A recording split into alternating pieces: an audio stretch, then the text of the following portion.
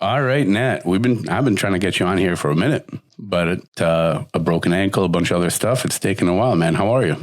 I'm well, my friend. I've been looking forward to this for a long time, as you know, and I have to say that this has stilted a lot of the conversations we have because I've been saving up for this. I don't want us to get, I didn't want to share all these things that we'll talk about here today, like before we were ready to do this. So this has been a good time coming. Dude, I'm ready. You go in whichever way you want to. Sure. Okay. Меня зовут Nat Washington. Я родился в штате Аризона в 91 году. Showing off the Russian. Yeah, I just want to put that out there that, that is who I am. So when people say, who are you? I think that's a good place to start. I'm from Arizona, right? Grew up in Arizona in the 70s and 80s. My story growing up is not different than any other people, anyone else growing up, except for at a very early age, I developed this interest in Russian, right? My family, we love watching war movies. We watched a lot of World War II movies, and I was always curious, it's like we had the Americans, we had the French, and we had the Germans, we had the Russians. Of course, Americans, great. The French, they, did the French, German subtitles, all that stuff. Never had the subtitles for the Russians. It was like, what are these cats saying? What are they doing? How come we know what everyone is saying except for the Russians? So I think it was probably about 11. I was like, what's that all about? So when I got to high school, I wanted to learn Russian because of that reason. Didn't have Russian. So I started learning German as a placeholder. And while I was in high school, one of the teachers at my high school, he belonged to a progressive church. Like, this was a church. It was basically the forerunner of the LBGT plus church, but different back in the 80s. And so they had a sister church in the several sister churches in the former Soviet Union. And they were looking for 30 teenagers who wanted to spend a month in December, winter, to go to the Soviet Union as a student exchange. And I was like... So wait, back up. This church in Arizona was basically an LGBTQ plus church prior to LGBTQ plus. Absolutely. And it was affiliated with Russia. With the Soviet Union. With the Soviet Union, who currently demonizes that community. Right. So... Go on. No, that's a good pick because so the Soviet Union it was a different entity than the Russia that we know today, only in the sense that the 15 republics, although they were part of Soviet Union, and we used that synonymously back in the day for Russia, these satellite countries, these republics were there against their will, and so they had policies. It was kind of a passive aggressive thing, right? Got it. So we know in Russia, you guys don't like LGBTQ, right? But you know what we're going to do? We're going to embrace these folks. We are going to say, it's okay. And we're not going to call, the KGB on you, right? You're good, right? And so that happened in the church. Churches themselves were kind of a no-no. Right. So they were, you had the Russian Orthodox Church, which was pretty much wiped out by, Soviet history, but they persevered because of the closeness of the history of the development of, the Soviet Union and then the Russian Orthodoxy. But so anyways, these churches, they were allowed to exist because for whatever reason, they thought that they can only go so far. We're watching or whatever. So these churches in the Baltic countries up in the northwest corner of the Soviet Union, they started reaching out to the diaspora in the United States. And so those people in the United States, the diaspora, they were like, hey, let's get people to go back to my home country and get to know about it. How can we do that? oh, through the church. So through that roundabout connection, this church here in my town, they were like, hey, we want to expose LGBTQ plus people to, what's going on in the world. And, at that time, there weren't a lot of people coming out. So they're like, well, let's just get people to go and then we can just, figure things out as we go. So they came to my high school. They're like, hey, who wants to go? Had to talk my parents into it. My mother was like, hell no. My dad was like, let him fly type thing, talked her off. So I went, and it was amazing to see people who were just like us as far as like needs, wants, expectations for life and all this stuff. Whereas everything that we've heard about, like in the news, because, back in the day, we didn't have social media. We didn't have the internet. We got what we got from TV, newspapers, and radio. And it was all, they're bad people. They're different. They're completely different than us. They want to eat our children, all that good stuff like that. But then you get over there and you see they're just like us teenagers, right? Just like us. The girls want to be prettier. They want to get like the good-looking jock, or like, the good-looking bad boy, or just the bad boy. The guys were like, hey, I just want to get like the prom queen, or I want to be good at sports. It was amazing. Like, wow, why are we exactly the same, but we're each being told we're so completely different, right? And as a 17-year-old, that was very profound for me. But then also, because I was the only black person on the trip, and one of the first things I noticed, this is probably day 2 after we got there, we're still dealing with jet lag. All of us 17-year-olds decided, you know what, we're going to go down to the bar and we're going to flash our Amerikansky dollars and try to get a drink in the bar, right? So we're like, yeah, let's go. So there was one guy who spoke broken Russian at the time. So we go into the bar and he walks in and he's saying something. I didn't speak Russian at the time. So he's saying something to the bartender. The bartender's like, no kid, right? No, it's not going to happen. So while all this is going down, I'm looking at the people at the bar, it's a regular bar, and I see a black guy at the bar. And I'm like, what? So I'm like, hey, I'll be right back, guys. So I walk over to this guy and I said, excuse me, hi, how are you doing? This is the first black guy you've seen. First black guy I've seen, because like we stopped in Finland on the way over. Then we took the train to come down. So this is the first black guy I've seen in probably 4 days. Wow. And so I'm like, hey, how are you? How are you doing? And he turns, he looks at me and he says in Russian, something. And I was like, what? And then he says something else. Then he says something to the bartender. And the bartender comes over and he says he doesn't speak English.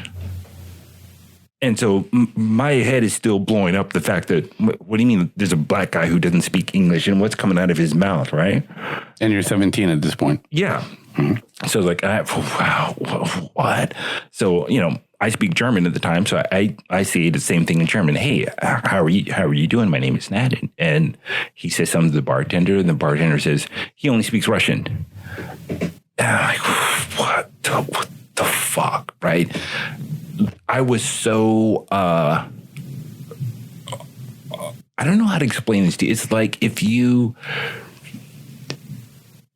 ever, I'm trying to explain this eye-opening experience. It's like if you ever saw a fish who could talk,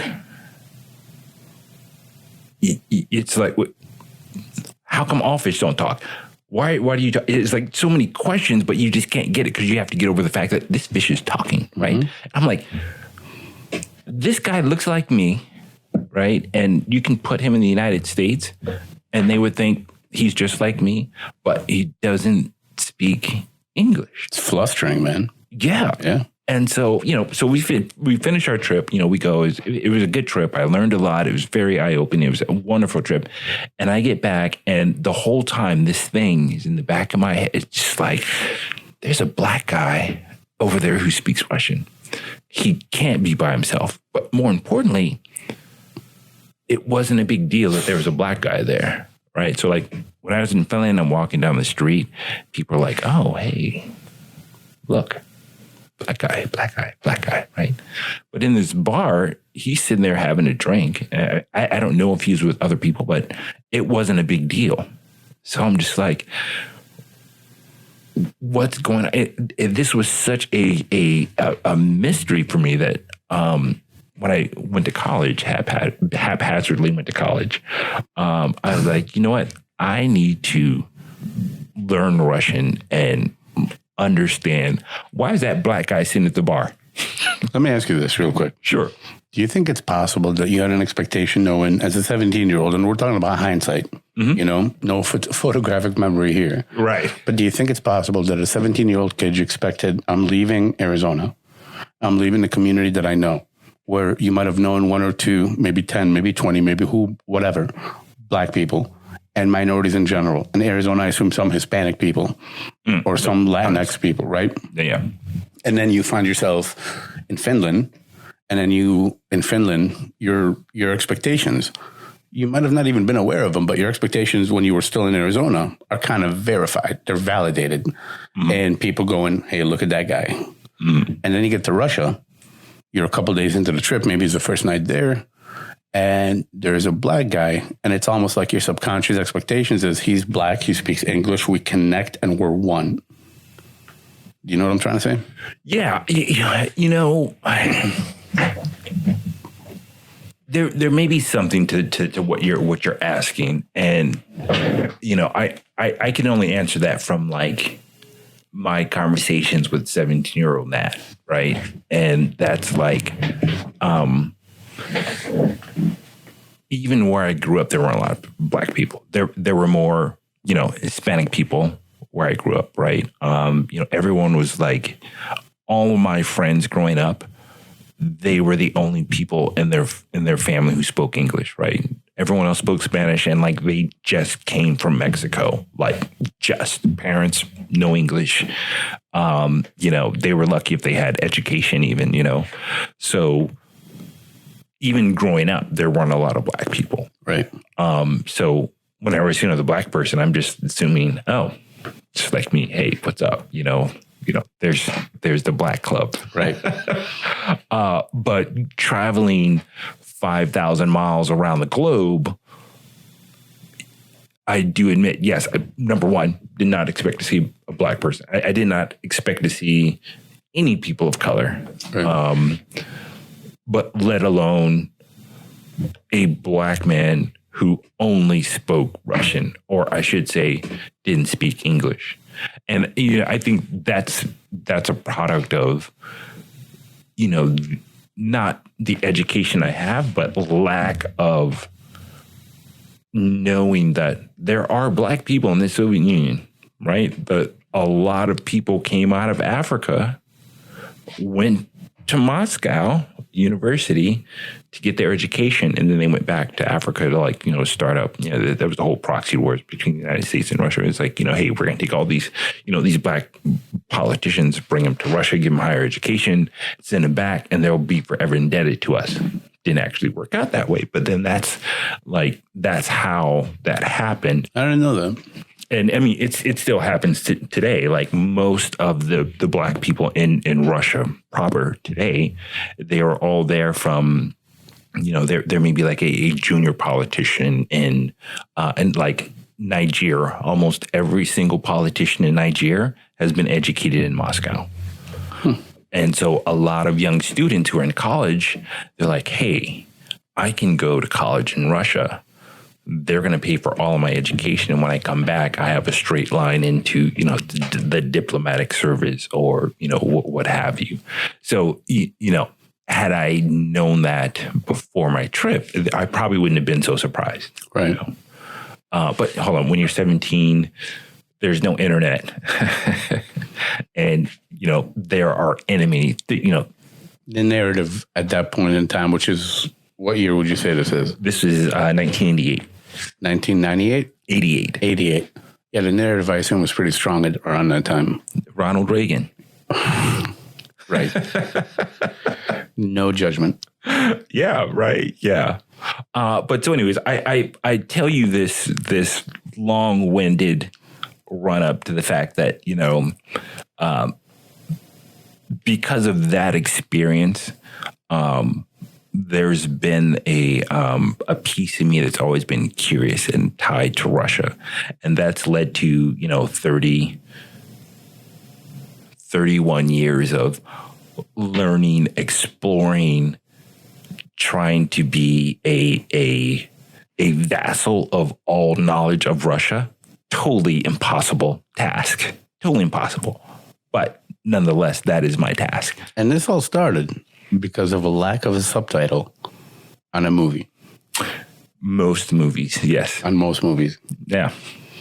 All started that way. And it's funny, my older brothers, I have 3 older brothers, and we would watch movies together, and they always laugh because it's like, we knew you were watching too much TV. You should have been reading books. It dictated your life, man. It dictated your life. Right, yeah. But, let me skip forward. What that really did for me, though, it helped me open up the world for me, right? Like I said, there weren't a lot of black people where I grew up, right? It was like, you go to high school, if you happen to make it out, then you get a good blue collar job. You're working at Jiffy Lube, or you're working at a restaurant, or if you're talented enough, you went on to some community college to play ball, whatever ball that is. Very few people actually had, academic pursuits beyond high school. That just wasn't something that was pushed in our school district because there were so few of us. And so when I say haphazardly going to college, so I was a baseball player. I wasn't great, but I was like above average. And my goal was like, I want to play baseball, man. I just want to play baseball. That's it, right? There's no bullshit. You just play ball. And I got hit in the eye with the ball, and I lost depth perception in my left eye. So yeah, that's kind of a problem when you're playing baseball. So that that happened between my senior year and freshman year of college. So I had applied to the University of Arizona because I had to apply to a school. So I applied to school.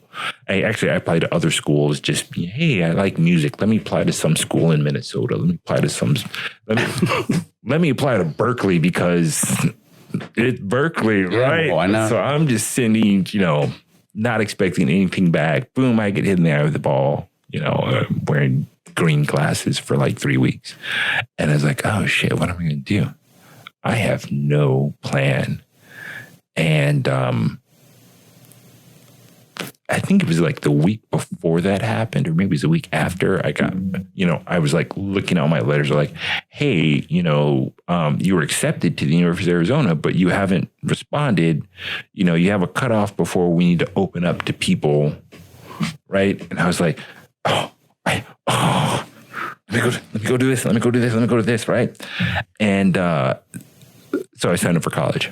No idea what the hell I was going to do. I was like, oh, I like music performance. Boom, wrote it down, do all this. And this is in Arizona. Yeah. Gotcha. No idea what I was doing. So I fucked around in college for freshman year. Yeah.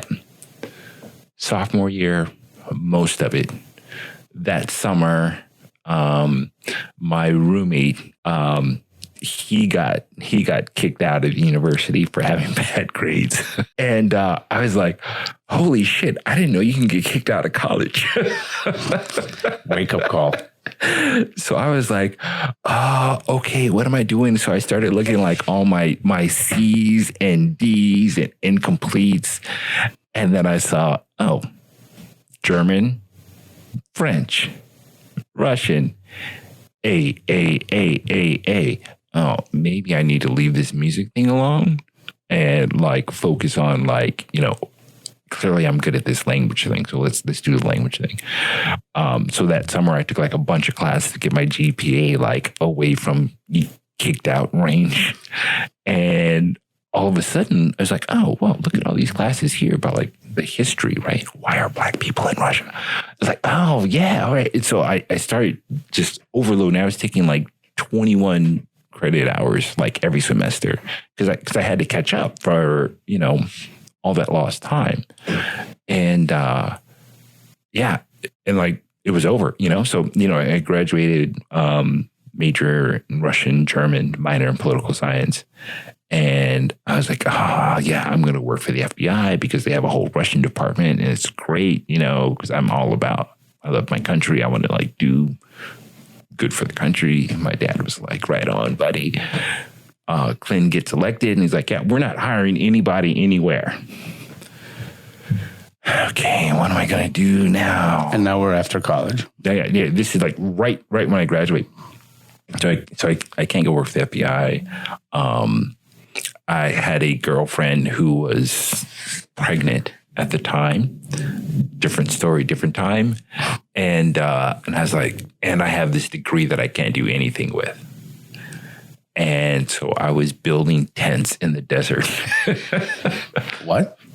Yeah, building tents. Tents? Yeah, I understand tents, but why in the hell were you building tents in the desert? Oh, so in the desert, people like to have parties and stuff like that. So somebody has to build those fucking tents, dude. And they're like, 1,000 square foot tents, right? So like you have to go out there and you have to like drive stakes either in the sand, in the parking lot, in the grass, whatever, and then put up these humongous tents, right? But then when the party's over, guess what? Someone has to take that shit down at like 3 a.m. And that was Nat. That was me. Nice. Yeah. So I was doing this job and I'm working with this guy who was just surly.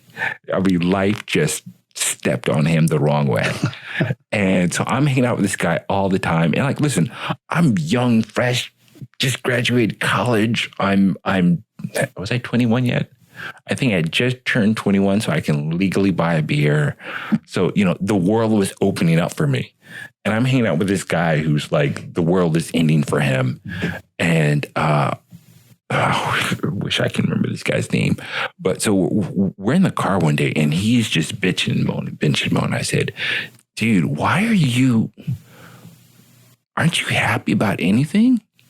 He's like, the only thing I'm happy about is I joined the military and they gave me housing, they gave me training, they sent me around the world, and I saw all these things I never would have seen, and he's just praising the military. And he's like, the only bad thing about the military is I met my GD ex-wife who has all this problem, and I'm in a custody battle with my daughter, and blah, blah, blah.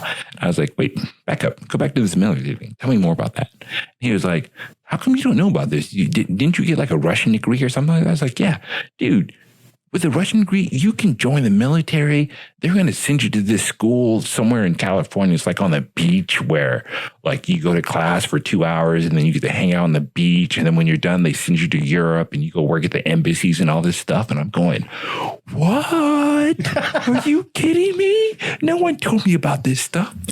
Probably like a day or two later, I'm like, all right, let's go to the recruiter, right? So I was like, forget the Army. I want to go Marines, right? Everyone wants to be a Marine, right? I walk in there and they're like, yeah, we're going to bring you in. We're going to send you this training and that training and this training and that training and all this. I was like, yeah. What about, Russian, when you, the Russian linguists, like, what do they do? They're like, well, what you do is like you come in and you do all this training and then the Marines figure out where they need people and then we'll send you where we need you. I was like, so you're saying that like I can't get like a guaranteed like Russian slot? They're like, not right away, but after a little while. I was like, have a nice day. Mm-hmm. And then I went to the Air Force because my dad was in the Air Force. And the Air Force was like, oh, well, you're a pretty good shot because there's like 11 different things you can do. One of them is like languages, but then we have those. I'm like, so you can't guarantee me. Nope. Navy. Oh, we need to get you on a nuclear submarine. Nope. Goodbye. Went to the Army. I said, listen, I want a job where I go to the language school in California. When I'm done, I traveling around. I get to use my Russian language skills. They're like, done. Wait, I mean, isn't there anything else we need to talk about? They're like, no, you said that's what you want. What else do you want? I want to make sure that I live in Europe after I finish training. Done. Where do I sign? Wow, a plug for the Army. Yeah. Here we are. Yeah. And, you know,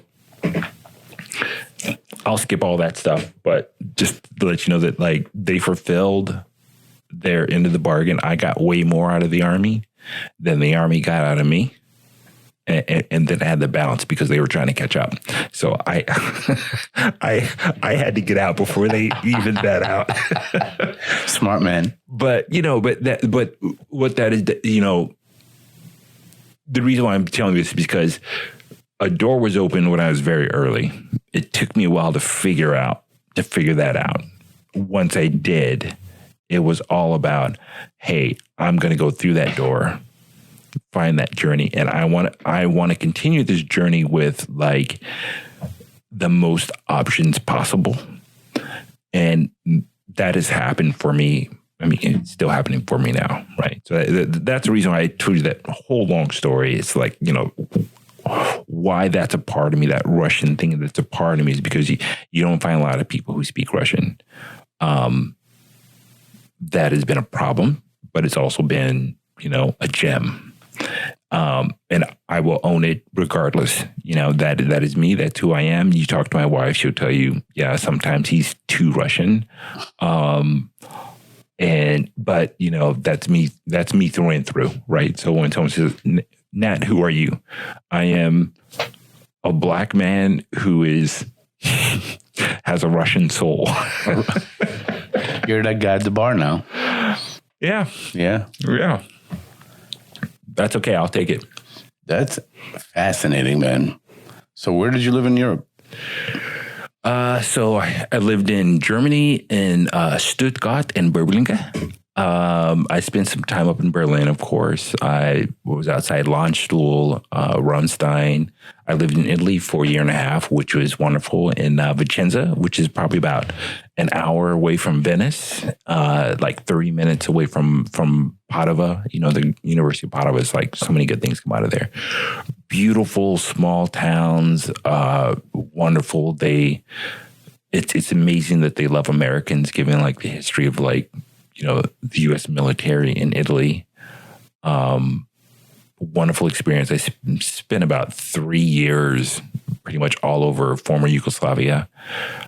Spent some time in Russia, of course. I've been to every country in Europe except for Spain and Portugal. Wow, man.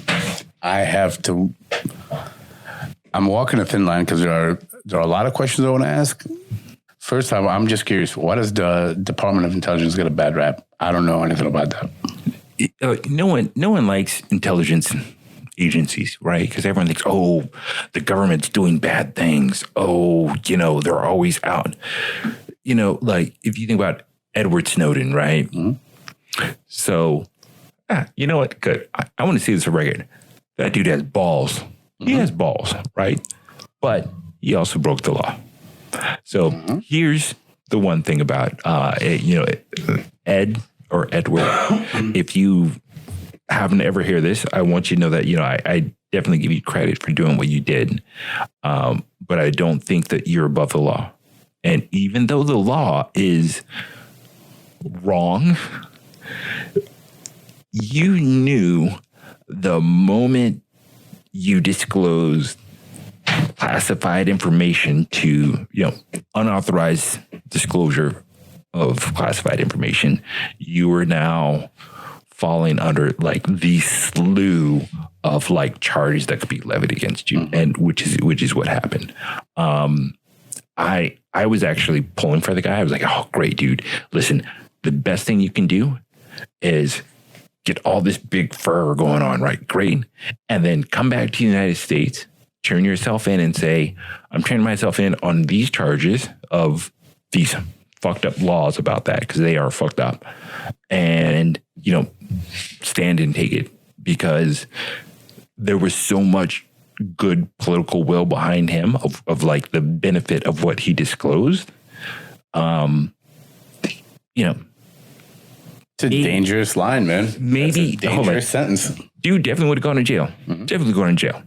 But listen, I think what's the longest term for espionage? I think it's been like 7 years, maybe 7, maybe. It hasn't been that long. I don't think anyone's ever spent like 40 years in jail for espionage, right? So I'm thinking, so you disclosed classified information. That's not worse than espionage or treason, right? So he spends a couple of years in jail, but then he gets out and he's going to have a ton of supporters. He has an amazing skill set. He would be able to continue his life, to be able to use his skills for what he really wanted to do, right? That's what I was hoping he was going to do, right? But he didn't. And now he can never come home. And all of the purpose of him doing that, I think, has now been lost because now he's hiding out in Russia, Hong Kong, all these different places. And people are like, well, dude, why don't you just come face the music, right? Let me ask you this. Yeah. Do the ends justify the means? Then I think that depends on what you're talking about. Him. For him? And plus, can we say that he wanted to do things with a good heart? Because if he did, in my opinion, or at least a different perspective on it, right? Mm-hmm. Edward Snowden, working where he was working, sees all this stuff, and he himself, as one man, decides this is messed up, and this needs to be shared. So he shares it. Right. If he had the balls to sit in front of the computer, look at the information, and decide to do that. However, he didn't have the balls to face the music, as he said. Now I'm curious, what's his motive? Yeah, right. Hold on. Now you're sitting in my seat, because that's exactly where I was. It's like, wow, he did all of that. And clearly he had internal deliberations and conversations with himself. It's like, wow, if I do this maelstrom of shit is coming my way, right? Okay. But this is more important than what I'm going to have to deal with, right? And so he did it. Hold on. But he did it, but he didn't stay there to get the shitstorm. He avoided the shitstorm, right? Right. And so when I every now and then I see like a video that he puts up, and maybe it's more, but anyway, I saw one where he was talking about the things that have happened to him, his, I think it's his wife now, the things that she's had to go through in her family. And, you know, at this point, I'm like, dude, you thought about all that before you did it, and you decided he didn't think about any of that anyways, and he did it, right? Maybe he didn't, but I'm saying the fact that the longer he stays away, the more they suffer, right? So if you're really altruistic and you really want to make what you did meaningful, have some sustaining meaning, come back home in the pain for everyone who you say is being persecuted. Take that on yourself. Take your medicine, go to jail or do whatever, and, you know, let that be the end of it. I agree. But if you look at the reality of what he did, there's one thing Edward Snowden's more afraid of than the jail sentence, than all that other crap. What do you think that is? A mirror. That's very interesting. I think that goes into like that. Not a psychologist at all, but I like to talk about things like this. But I think that goes in that psychology of like you get so caught up in like the movement or your action that is so good for the world, for the people. You get so wrapped up in that you can't see that what you're doing is counterproductive. Not only that, but you clearly didn't have the foresight. All right, so he's married, or he is whatever. My actions can impact the lives of those around me. For an example, I decide to start doing drugs, right? Like heroin or something. That's going to impact my wife. That's going to impact my family. That's going to impact my mom, my dad, my brother, whomever. Right. It's going to impact the people that I love and that love me. And if I've never done heroin, there's no addiction, and this is not how substance abuse works, or misuse or whatever. This is not how it goes down. But there's just one perspective on that, is before you put the needle in, before you leak sensitive information, you look at the life you have, and you have foresight. Yeah. It's kind of also empathy towards the people that are in your life that also are going to have to share the consequence of your actions. The mirror thing, I'm talking about for after he did what he did. After he did it. Because then you say, I did this. This is what I believe. The right thing to do was to publish this. The world needs to see this. My argument's not about did they or did they not. Don't care.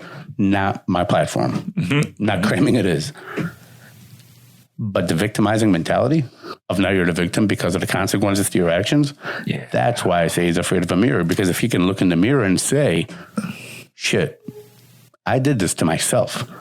My wife is getting harassed. My kids are not growing up to a quote unquote a normal childhood.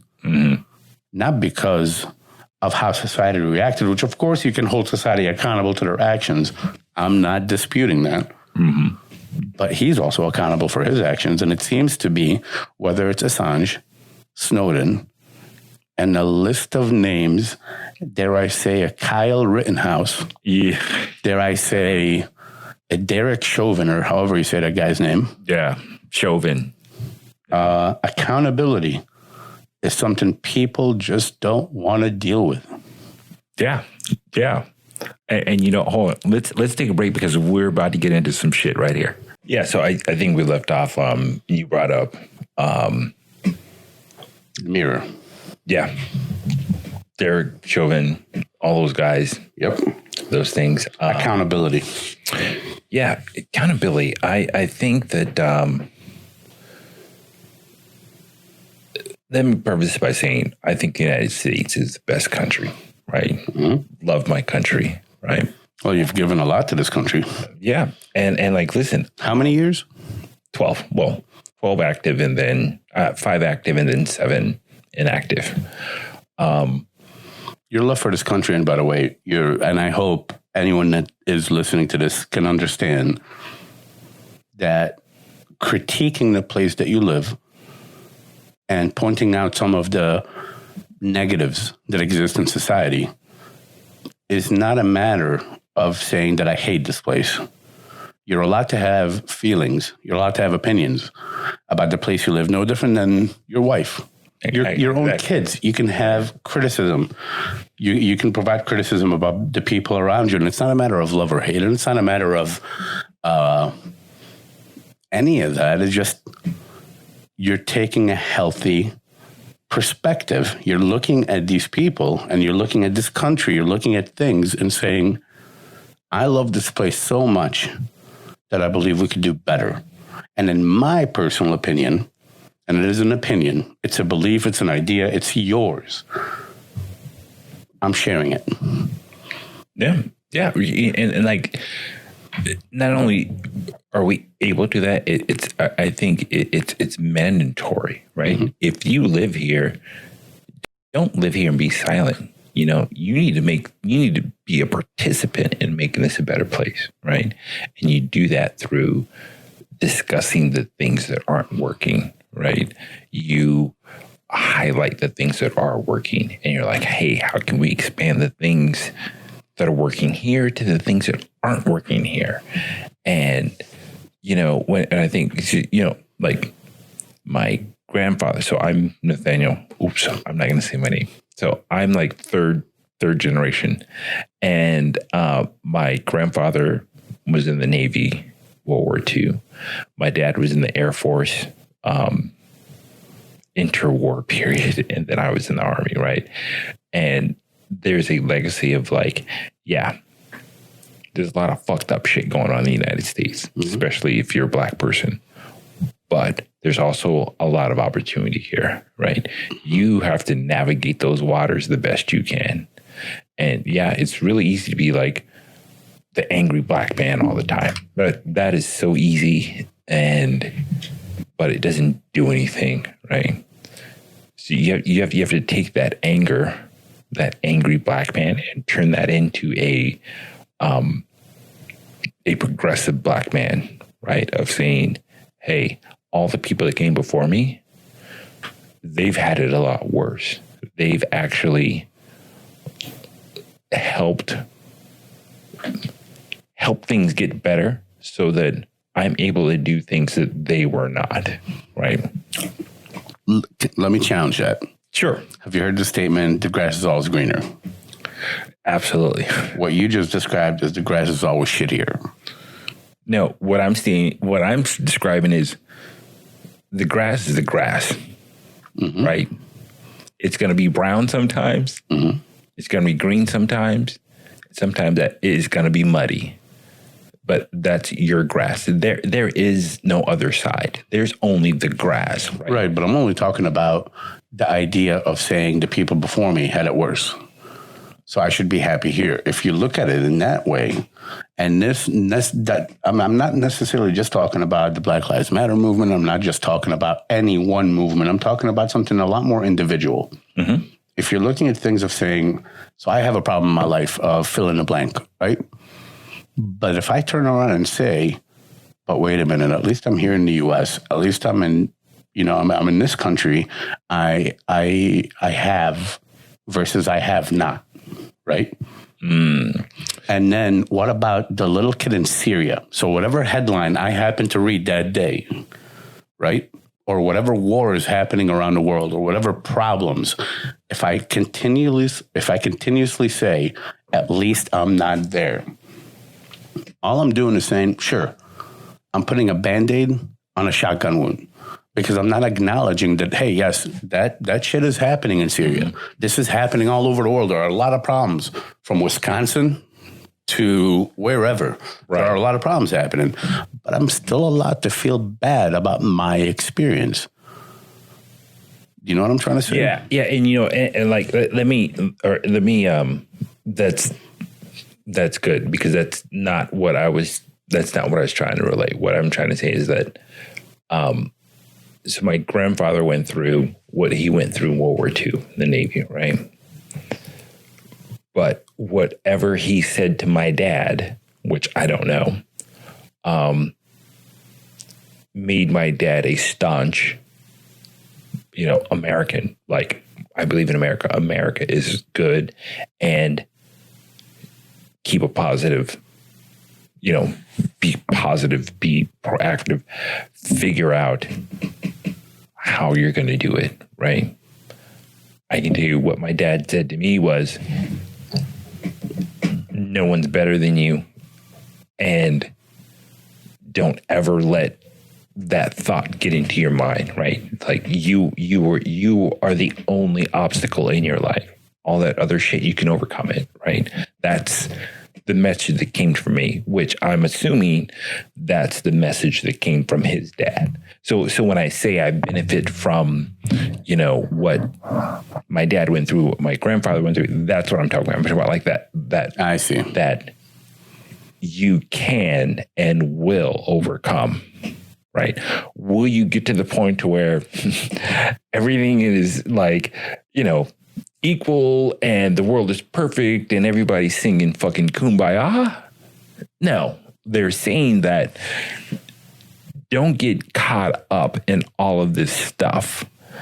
You still have control of life. Like, you have this piece of freedom that no one can take away from you. And that is the freedom to resist, the freedom to say, I am still going to achieve in my life, regardless of what's going on. That's what I was saying when I put that out there. But so I bring that up is because, we're talking about like accountability. And I think that the United States is suffering, or no, not suffering, struggling right now with what that means, right? I think at this point, we all know our history here. Everyone knows the history. I disagree. Wait, when I say no, different levels of knowing. There's knowing, there's being aware, there's being versed, and there's like the full-on got it, right? You know what I'm saying? Mm-hmm. But I don't think this. I want to share something that happened this week. So our weekly guys group, right? We were having conversations, and we were talking about. So on Slack, I created a channel called Wake the Fuck Up.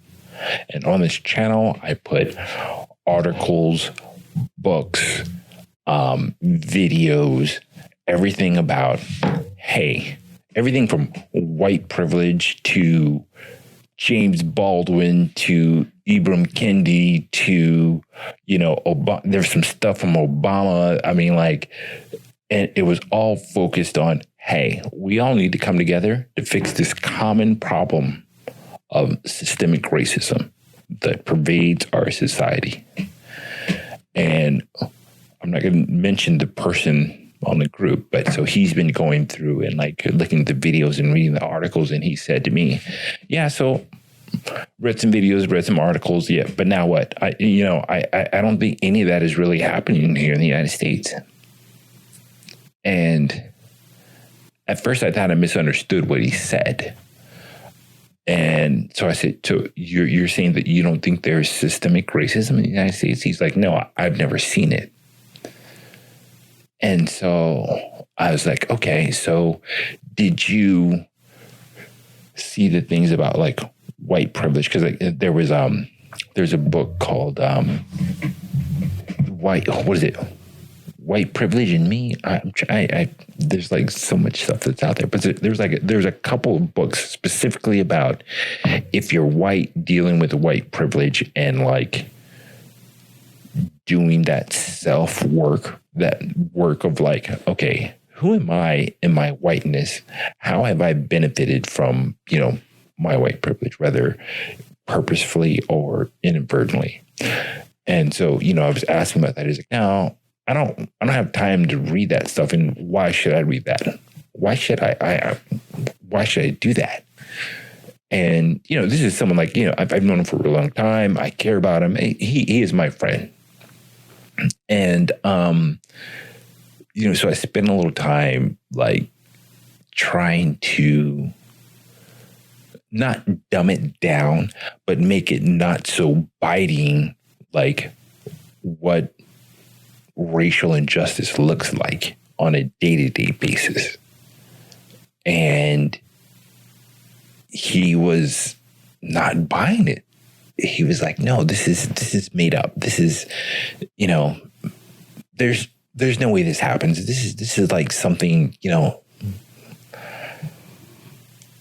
and I have to admit, I lost my cool internally of how can you be so goddamn smart, but so goddamn ignorant at the same time? Know what I mean? You know what's funny about that? Now, so for anyone that watched the previous episode, assuming it goes on in this order, I just finished having this conversation a few days ago with a young white female. And we did the whole concept of police. We talked about the police, specifically when it comes to getting pulled over. And I'm not going to enact all of it again and whatever, but it was the concept that she had shared a story of being 17 years old in Florida, speeding. This happened twice. And she got pulled over driving a BMW. She's an attractive young girl, young white girl or whatever. And neither time did she get a ticket. And she even went as far as saying the cops were almost condescending to her and saying oh, sweetheart, this is where your registration is. This is where your license is. And I don't know if she said all that, but something along those lines. Interestingly enough, and this is when I shared my experience of when I got pulled over, it's a whole different scenario.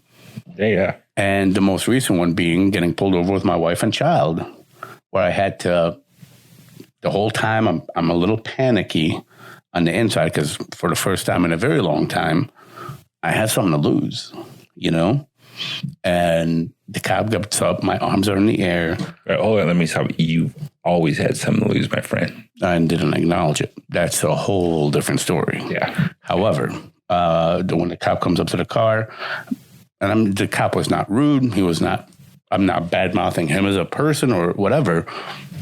The difference is my experiences with police, the culture that I come from, being that I'm not part of the majority culture here in the United States, has led me to understand, to know where I sit in the unspoken hierarchy that exists here in the United States. To go back to the friend that you're talking about, there's a high possibility. Why would he think the police are bad? Right. Because what a lot of people may be seeing in the news is very isolated events where it's very easy for our brain. Again, on a human level, I'm not talking about subconscious racism. I'm not talking about even biases. That's not what I'm talking about, which we could go there. But what I'm talking about is if we live a life where we are kind of judging situations based on the previous experiences that we've had, rather than allowing ourselves to see things new. Kind of like that tree in the backyard. Yep. Right. Yeah. You wake up every day, tree in the backyard. You don't acknowledge it for what it looks like today. You just see what you just remember it looking like. Mm-hmm. So for him, when he thinks of police or fill in the blank, it doesn't matter what it is, he's never had a negative experience. Right. The police are literally there to serve and protect, and they have lived up to that exact sentence. And the cops that he's interacted with and the lawyers he's interacted with, if he's ever went to court, everything has been perfect. Perfect execution of the laws on the books. Exactly. It's been absolutely awesome. Mm-hmm. So when you introduce a George Floyd, when you introduce too many names I'm not going to go down that road. Right? Yeah. Breonna Taylor, who was sleeping. Yeah. And while she's in a permanent sleep, rest her soul, the three police officers might be having a beer together right now. We don't know. Yeah, right. The realities is to this individual that you're talking about, when you see the lens of life through the lens of your own lived experiences, and you don't build up that empathy and the ability to sit down, keep your mouth shut, and if you trust the person you're talking to, why can't you trust that the experiences they're sharing with you are not necessarily out of bias, but they're telling you, hey, me as Nat, I've had A and B and C done to me. And I'm not saying every cop's an asshole, and I'm not saying every judge is biased. I'm not saying that, but when I go out on the street, maybe I have to be a little more weary. Damn. You know, I think James Baldwin said it best, right? He says, like, your experience is yours to experience. Right. Right. And like, you know, this podcast, I think this is, you know, that's really ties into that of understanding that, like, you know, your experience in and out better than anyone else. You're the expert of your life. And the hardest thing to do is to pull yourself out of your experience and listen and try to put yourself into someone else's experience, to understand them, to understand where they're coming from. I feel like you're setting me up for a plug right here, and I'm going to run away with it. That's the reason why the logo, that's the reason why everything has been set up to say, before you walk a mile in someone else's shoes, make sure you're wearing your own socks. So what is that? What the hell does that mean? It's, if empathy is very loosely defined as walking in someone else's shoes, before you ever can take a step in someone else's shoes, your own socks are your own lived experiences. If you can understand your own lived experience and acknowledge that there are multiple different perspectives that you can have on one experience that you yourself have had, you know, if you can acknowledge that, then you can acknowledge that alternate realities may exist. Right. And those realities, like, facts happen. If I was to do this, I just snap both my fingers 100%. But you saw it like this. maybe you would not know I did both hands if you're sitting perfectly this way. Right. Because you'd only see one hand if I had it perfectly aligned at the right angle. So the whole idea is look at all the angles. Right. And not, I would even take that a step further and say, is like, there's also, even though you may have seen something, maybe you may have heard it, smelled it, all that stuff, right? But the interpretation of what just happened may be different than yours, right? Which you need to accept. You need to allow for alternate interpretations of what just happened. And this conversation I was having with the person I was telling you about, that's what I kept telling myself. I was like, you know what? He doesn't believe this happened because he's never seen it, right? And he doesn't feel he needs to understand my experience, which is, you know what? That's fine. That's not my problem, right? That's not going to change the way I feel about him. He'll still be my friend. We'll still hang out. All that is great. Now I know where he is on that topic. And that's great. Now I know. But, you know, over the course of, it's probably about an hour and a half or so, you know, the one thing I want him to do is I wanted him to acknowledge that there's the possibility that things happen other than his experience. And at the end of that conversation, he says, oh, I guess that makes sense, because if you and I are looking at two different things, you may think it's the moon. I may think it's a satellite. So, okay. So maybe, right? So what am I supposed to do? I said, listen, I'm not your guide, right? The only thing I would suggest, you can turn it down, it's up to you, is to just explore your relationship with your experiences. And as you open yourself up to other experiences, just think about what that means, how that affects who you are. And unfortunately, that's hard work. Yeah. It's hard work, and it's going to drain you, and you're going to be like, forget this, I'm not going to do it. But in the long run, you will be better equipped to deal with things outside of your experience. And, you know, he was actually amenable to considering to think about those things, which is better than, why should I do it? I'm not going to do it. So I was like, you know, I'll take that as a win. Do I expect him to be, you know, at a Black Lives Matter protest next week? Absolutely not. Ever. No expectations for that. It was just, you know, a lot of the readings and stuff that I've been seeing is like, don't waste your time on people who refuse to do that work. And I think that's that's not me, right? It's like, it's not like I'm trying to convert anyone.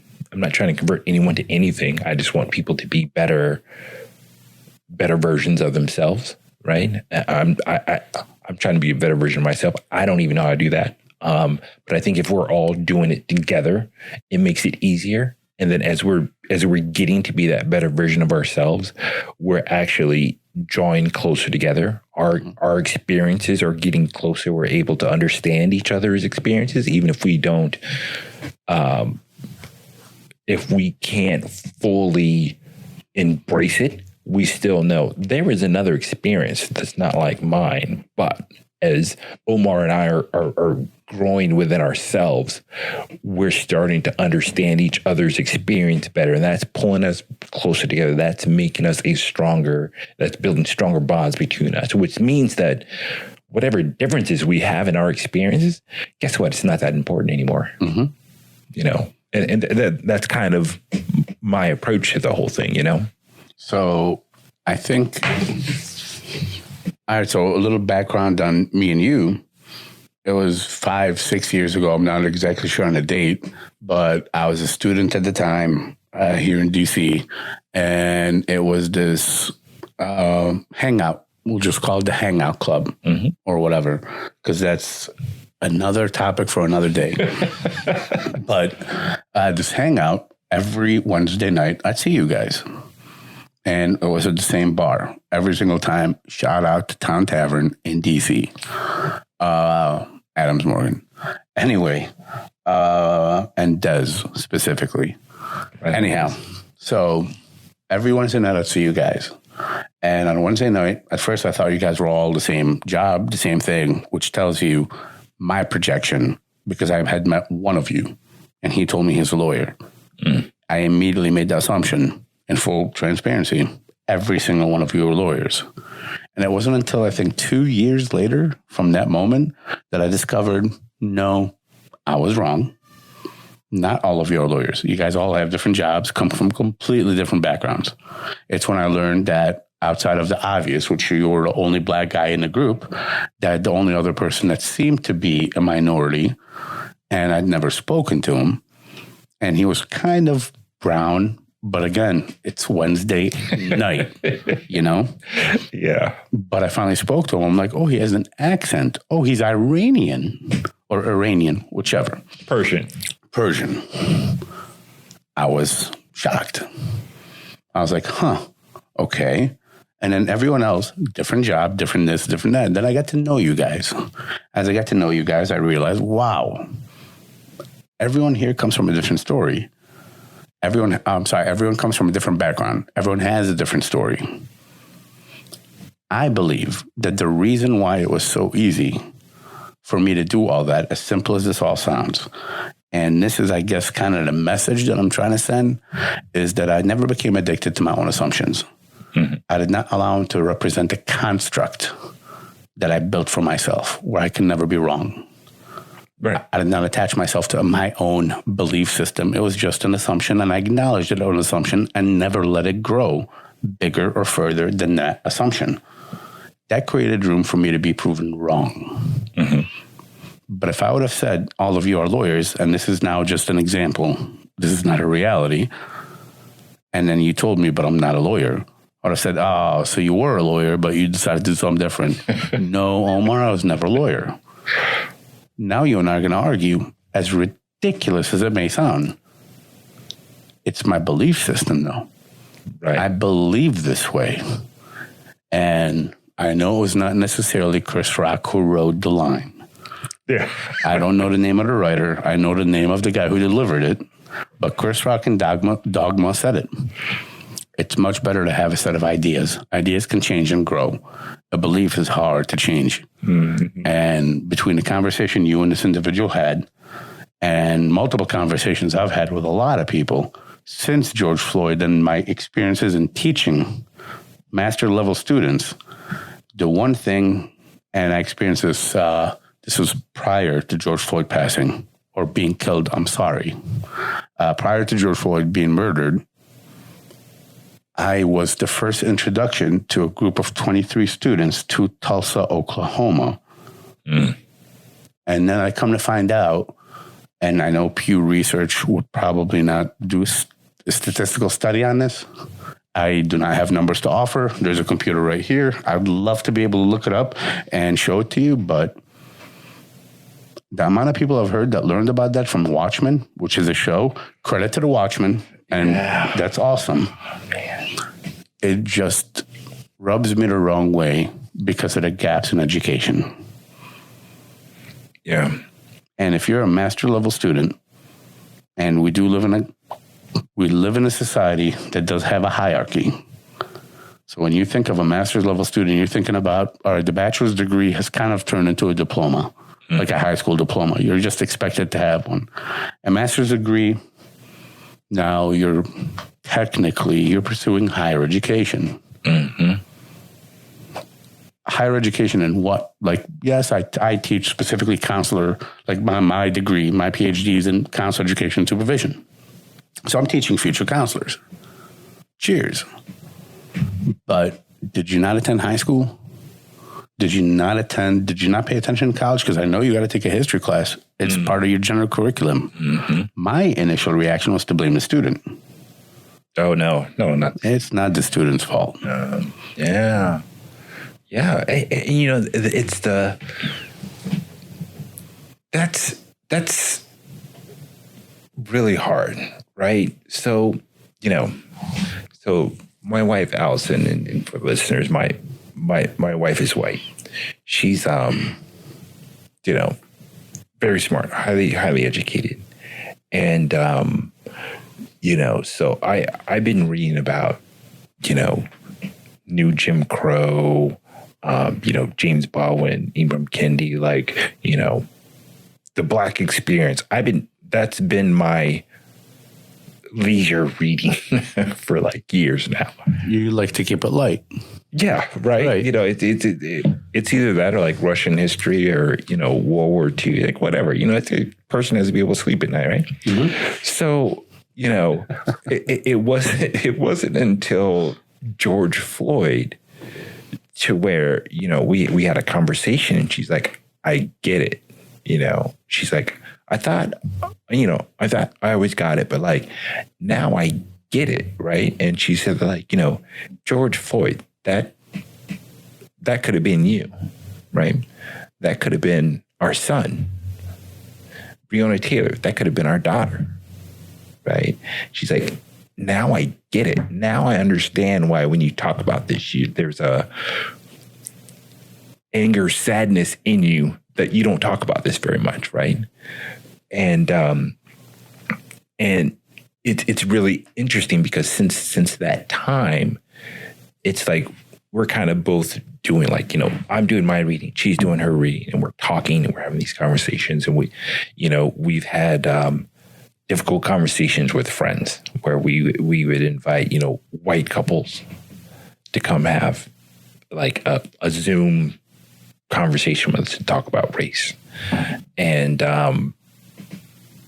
the varying levels of engagement and interest and defiance that comes out. It's so interesting that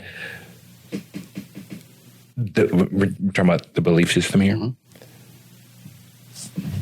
I don't know if it's a belief system that I'm talking about the people that we met with, if it was something that they've always had or if it's been hardened over the last few years. But what you said, it's people are so tied to their belief system that they refuse to they won't even countenance something else, right? So now, I don't mean to interrupt you. Yeah, sure. Do you remember when you learned fire was hot? I don't exactly remember when, but I remember burning my finger on that match. I don't know when that was. At some point, right? Yeah. Can you and I agree that fire, like a lighter or a match or whatever, fire is hot? Yeah. We've been conditioned our entire life, including touching, putting our finger over a flame or whatever, to believe that it's hot. What if I come out of nowhere and I pull out a lighter right now in front of you, right? And I show you fire's not hot. Would you believe me?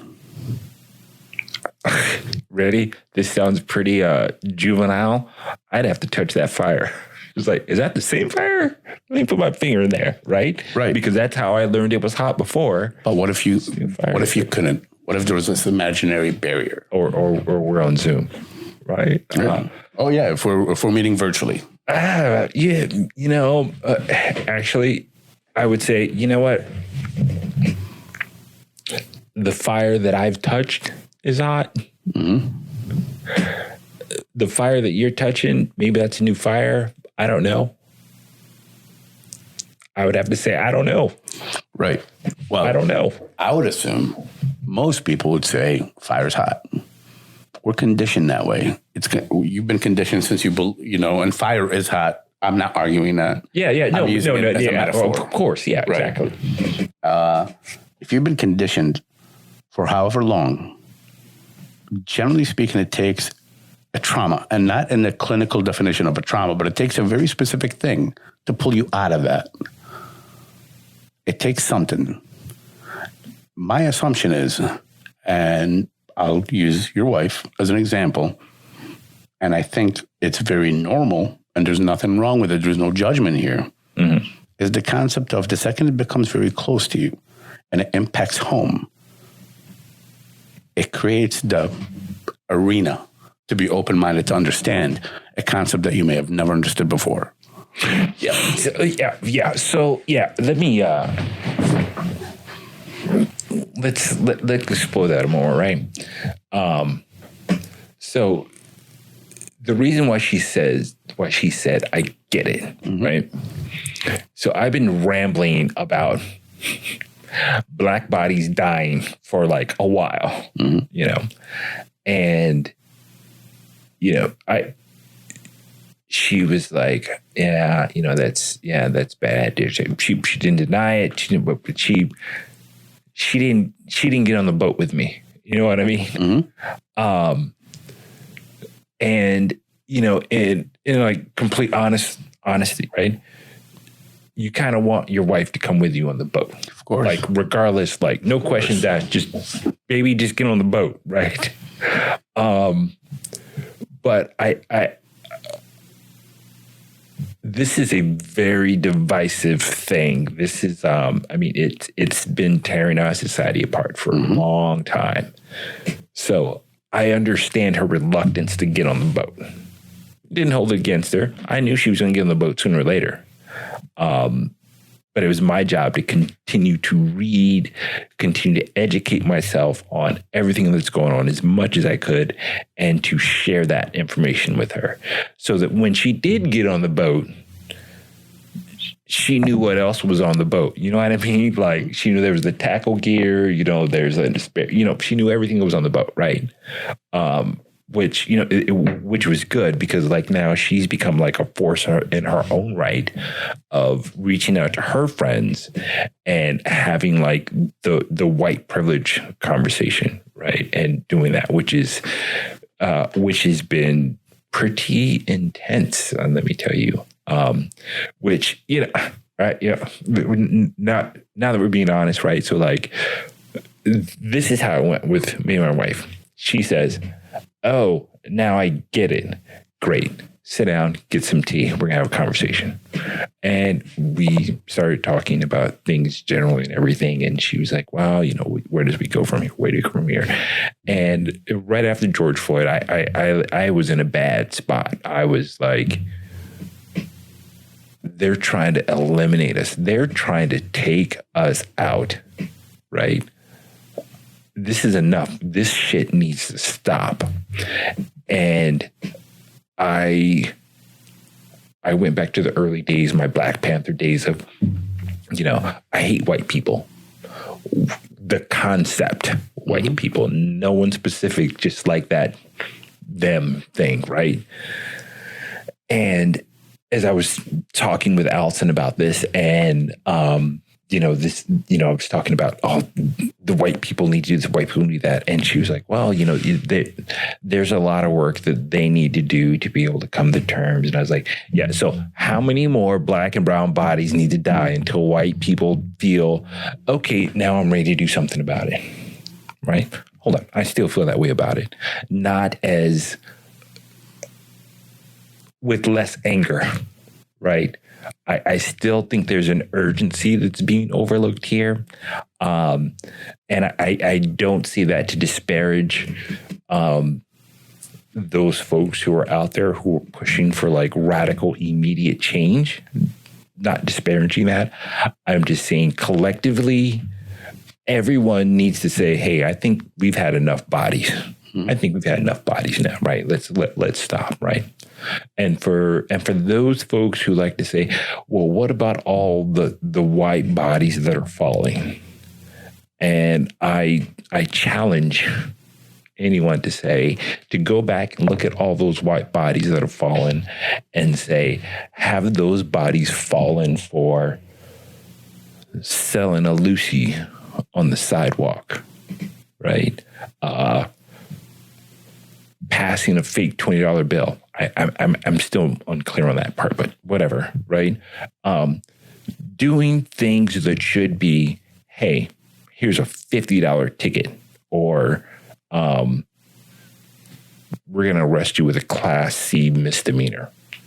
Come sign a piece of paper, go home. You got like a $250 fine and, 20 hours community service. I have no idea how that works, right? Little things that should have been administrative punishment is turned into like a life sentence executed on the spot, right? I would like to see someone stack that data up and then come back to me and say, well, what bodies are falling to? Because I guarantee you that shit ain't going to stack up. Here's what really bothers me about that is statistically, I may agree with you.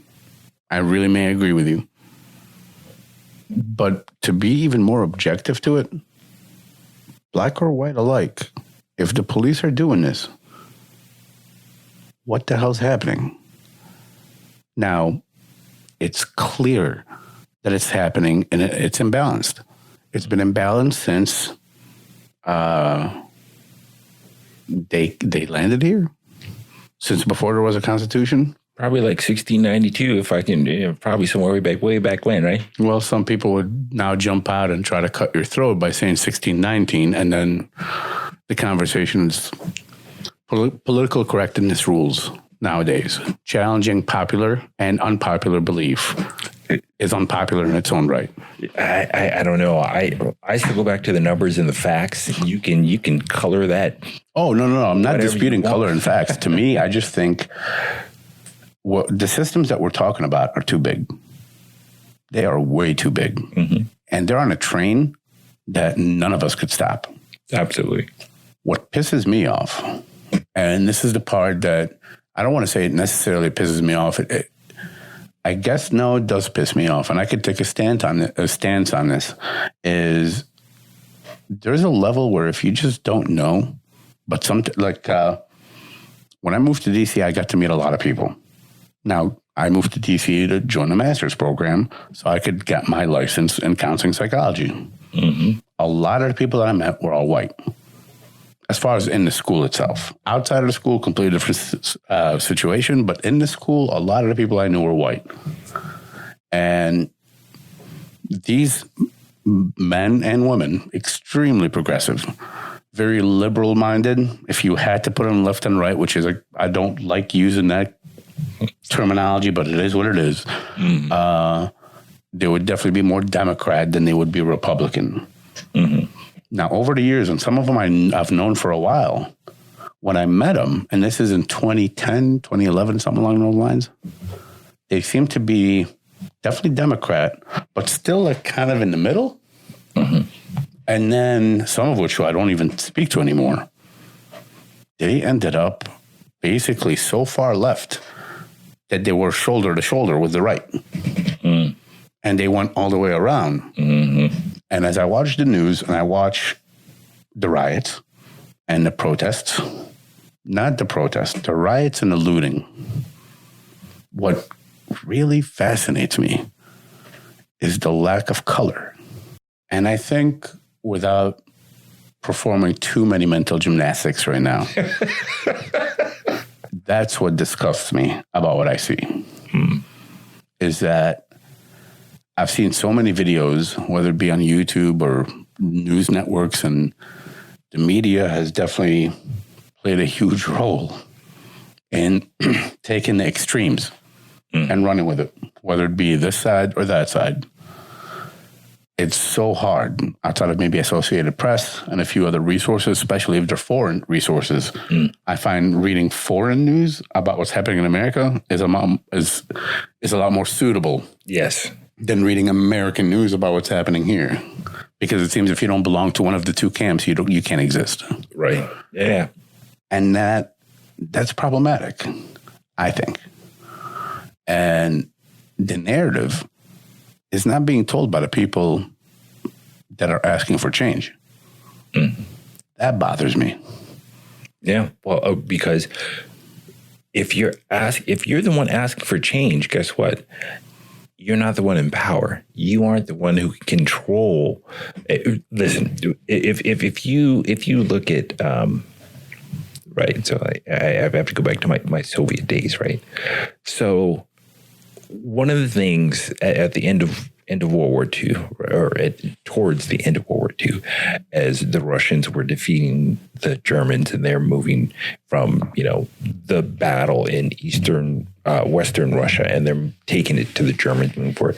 As they were going through, like, reconquering these areas, as they're moving through, like, Czechoslovakia, Hungary, and all this, they along with the forces, they also had their political detachments, right? Mm-hmm. And what these folks are going through, they were taking charge of key functions of each city, right? One of the things that they were going after is like the telephone and telegraph, the media outlets, so that they can control the information that was being disseminated. They were controlling the narrative.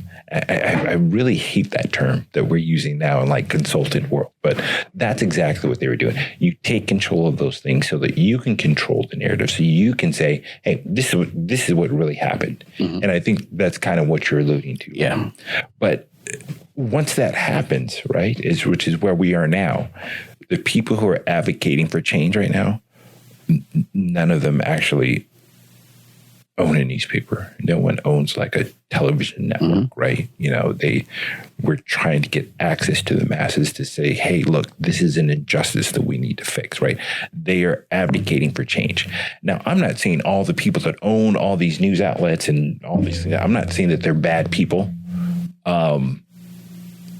I'm just seeing their resistance to change, or their reluctance to have a countering view, could lead one to believe that they were advocating for maintaining the status quo, thus suppressing that change, suppressing the rights of people to pursue equity in society. One could believe that based upon mm-hmm. their action/inaction, right? And I think an objective, this is what you said is 100% accurate. Like, no, I'm not negating that at all. Offering a different perspective would say, all right, I am NBC, or I am Fox and you're NBC. Okay. Right? Both of us are friends. We actually don't have a bond with each other at all. Mm-hmm. I own Fox and you own NBC. And you and I are sitting there and we're looking at a population of people. And it's international as well. It's not limited to the U.S. And I'm looking at it, I'm like, I got an idea. Why don't you take care of this party? I'll take care of that party. I'll hire people, pay them what they need to be paid to get angry about crap that they're not maybe even angry about, to represent ideas that they actually may not believe. However, they cater to the lowest common denominator, and they cater to people who are not going to engage in any kind of critical thinking, because at the end of the day, the one thing that we can bring into this conversation and see how long you want to make this is, if you abide by capitalism. Oh, right. I know. Nasty word. I know. And I don't want to bring in the Russian aspect of it, because I don't want it to go that route. We're going somewhere else. No. We're going to pull away from that, and we'll go there another time. Okay. However, for this, if you're looking to make sure that you and I, as the heads of these two companies, right, we get paid, that we get the sponsorship, we get the commercials, we get what we need to get to be able to survive. Right? Mm-hmm. Based on that system. And again, this is not right. What I'm saying is not even fact. I'm not saying it's fact. Right. I'm just saying this is another way to look at it. Mm-hmm. I do not blame me or you for that. Do I agree with that kind of motive and that kind of narrative, assuming that that's what they're doing? Of course not. I don't. Mm-hmm. You're allowed to. I personally choose not to. Mm-hmm. However, I still place, and we're going to go back to accountability, on the viewer. If you want to live in an echo chamber, cheers. Live in an echo chamber. However, you're limiting your access to information. Mm-hmm. What I was saying earlier about the people that were so left that they basically become right. When something like George Floyd happens, Do you march in the street in front of you or behind you?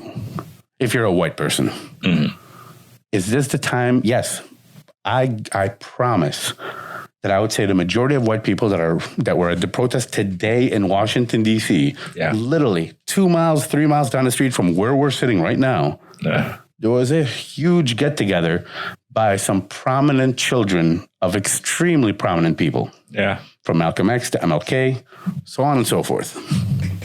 As well as the families for some of the people like George Floyd. However, those white people, the people that have not experienced that struggle, that do align with the minority, with black people, they may align with all those ideas. My issue, something that at least that I've noticed, you're hijacking the narrative through your actions. You are extremely well-meaning. There you go. There you go. You're extremely well-meaning. Yeah. Yeah. See, and like this is I think this is a byproduct of well-meaning, well-intentioned actions, right? It's, I think it's even evolved to a new term that I learned recently called white shaming, is like the extreme of talking about of, you know, you have these white folks who are woke, right? I hate that term. I hate that term. I said it so much, especially because I know you hate that term. You know, they're like, you know, they feel that they're in touch with their whiteness and they've reconciled their white privilege, and now they're going out and they want to, you know, force all other white people to do the same thing. And as they're doing so, they think that they deserve a spot center stage, right? Okay, white folks, listen.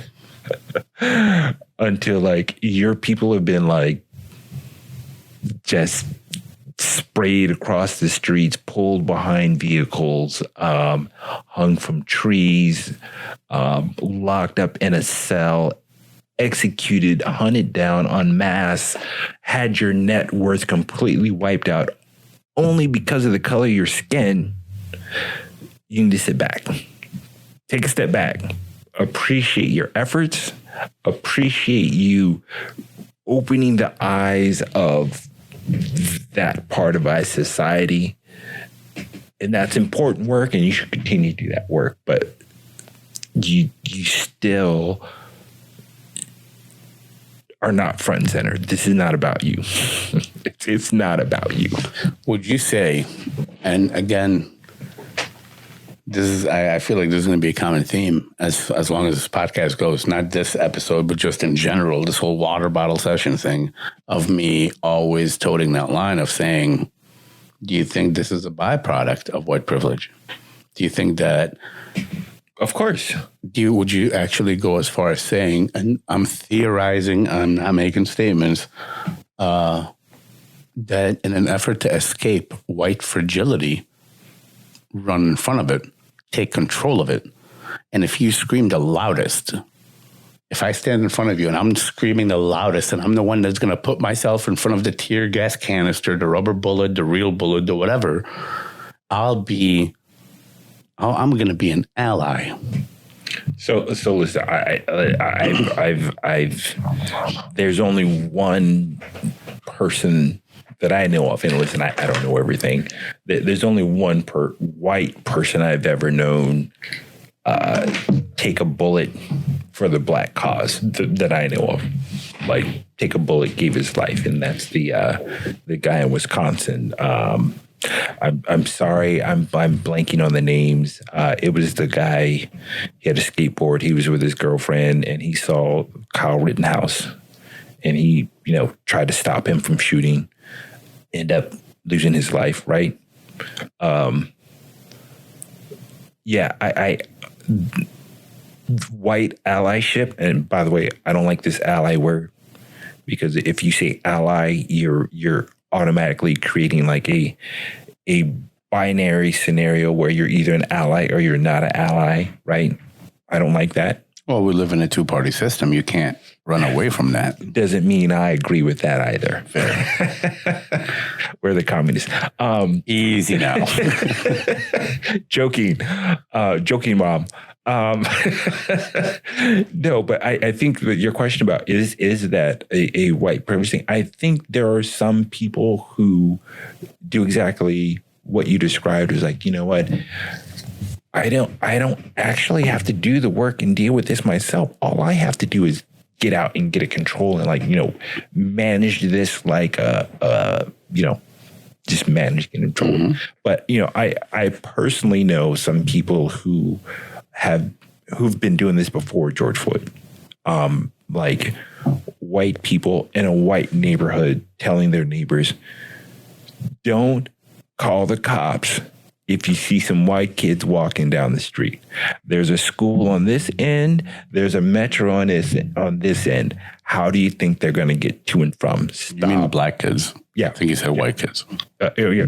Black kids in a white neighborhood. Yeah. Got it. Clear that up. Yeah. It's like they have to get to school and they have to get to the metro. Stop calling the cops. Right. The police were like, stop calling us. And, you know, this guy I'm talking about, he's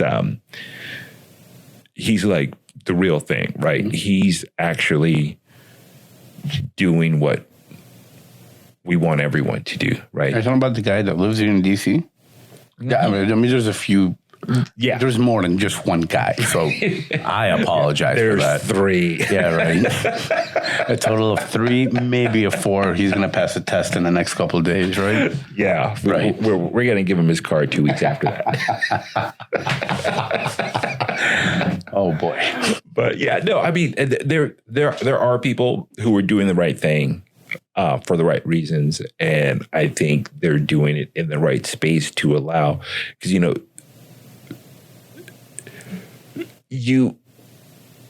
white people can't solve black people's problems, right? Black people, let me be a little bit more specific.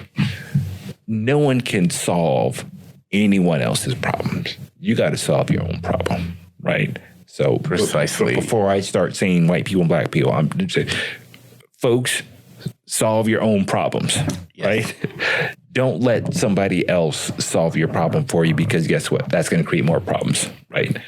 Figure out your own problems because you know them better than anyone else. Mm-hmm. How do you fix that, right? And if you find someone else, same color, whatever, different gender, whatever, and you guys have the same problem, guess what? Work together to solve that problem, right? It's like, and, you know, maybe during the course of this conversation, we've been a little bit too generic. And I think we need to stop that, because as we do that, we're actually doing this grouping thing.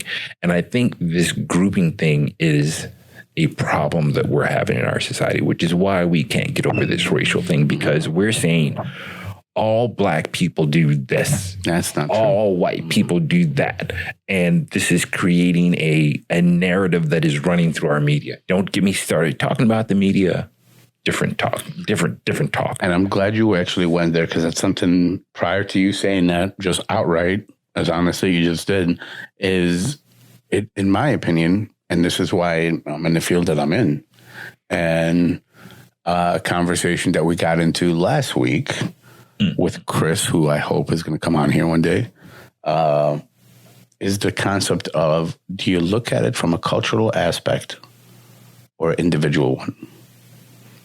Is when I think of a group of people, to me, the way my brain works, there's no right or wrong here. My brain says that's too much information. I don't know how to process. That's just too big for me to be able to understand and be able to build enough empathy and at least begin the building blocks for critical thinking to understand what information do I need that I'm going to have to critically think about. For me, it begins at individual level. So for me to be able to sit down with you, or for me to be able to sit down with a Kristen who was on here, a black man, a white female, and I'm not going to drop name, regardless of culture, for me, it just helps to understand your experiences. Right. If I could understand your experiences, and then I could understand her experiences. I could find common ground. Daryl Davis. Everything Daryl Davis has done has been on the foundation of finding common ground from one individual versus looking at the KKK as a system. Right. If Daryl Davis would have approached a foundation or an organization called Foundation, I don't know why I went with Foundation, organization like the KKK, what chance in hell does he have to get in a conversation with anyone? Because you're literally screaming without a mic at a group of people. But if he happens to find himself in a bar somewhere in Maryland, and I'm not trying to say his story, and he's able to talk to that one individual, and maybe they talk about music, and maybe they find common ground, if anything, you disarm. Yep. However, both of them had to be willing to listen to each other. Right. And that's so, lacking. How do you, right. That's the question. How do you get to that point, right? How do you get to that point to where you're actually willing to listen to someone else, right? Like, you know what? I know that on the surface, there's no reason you and I should ever have a conversation, right? So what's going to bring us both to the table, right?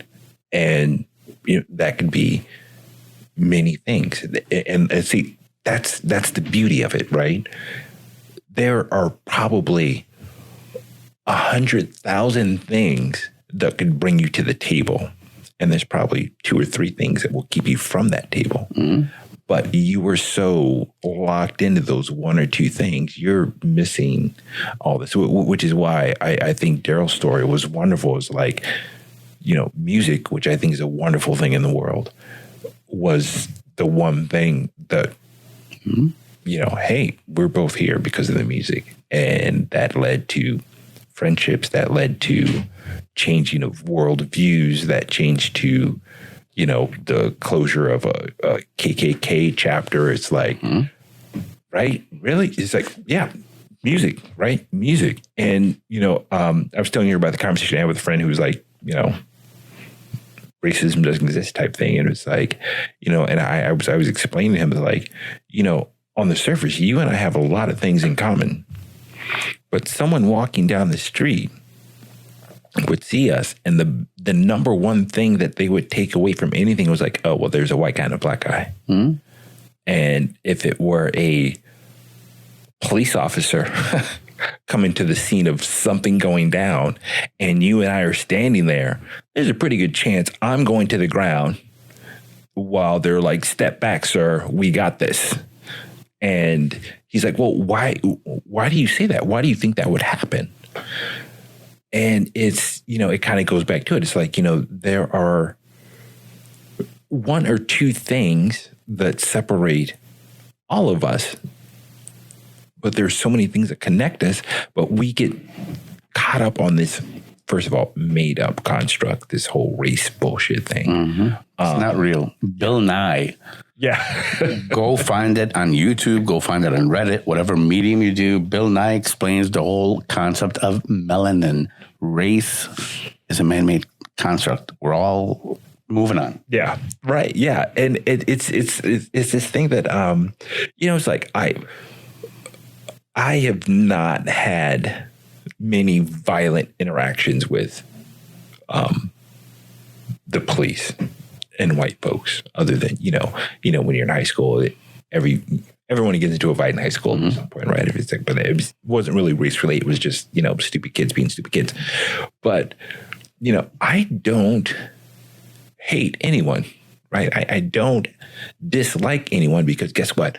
I don't know enough about, like, if I first meet you, I can't dislike you because I don't know enough about you yet.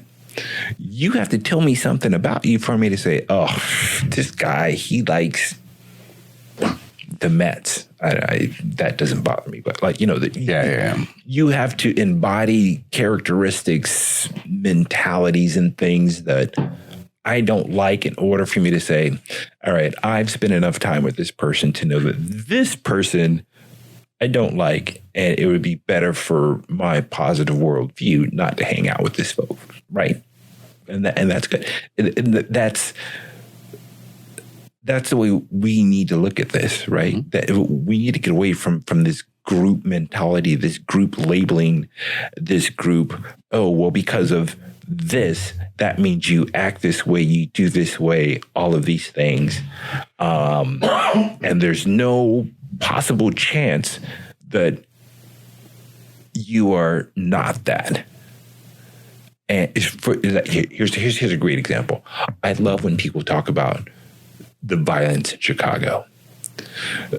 Chicago's just cesspool. It's all this great. It's like, you been to Chicago? You know people in Chicago?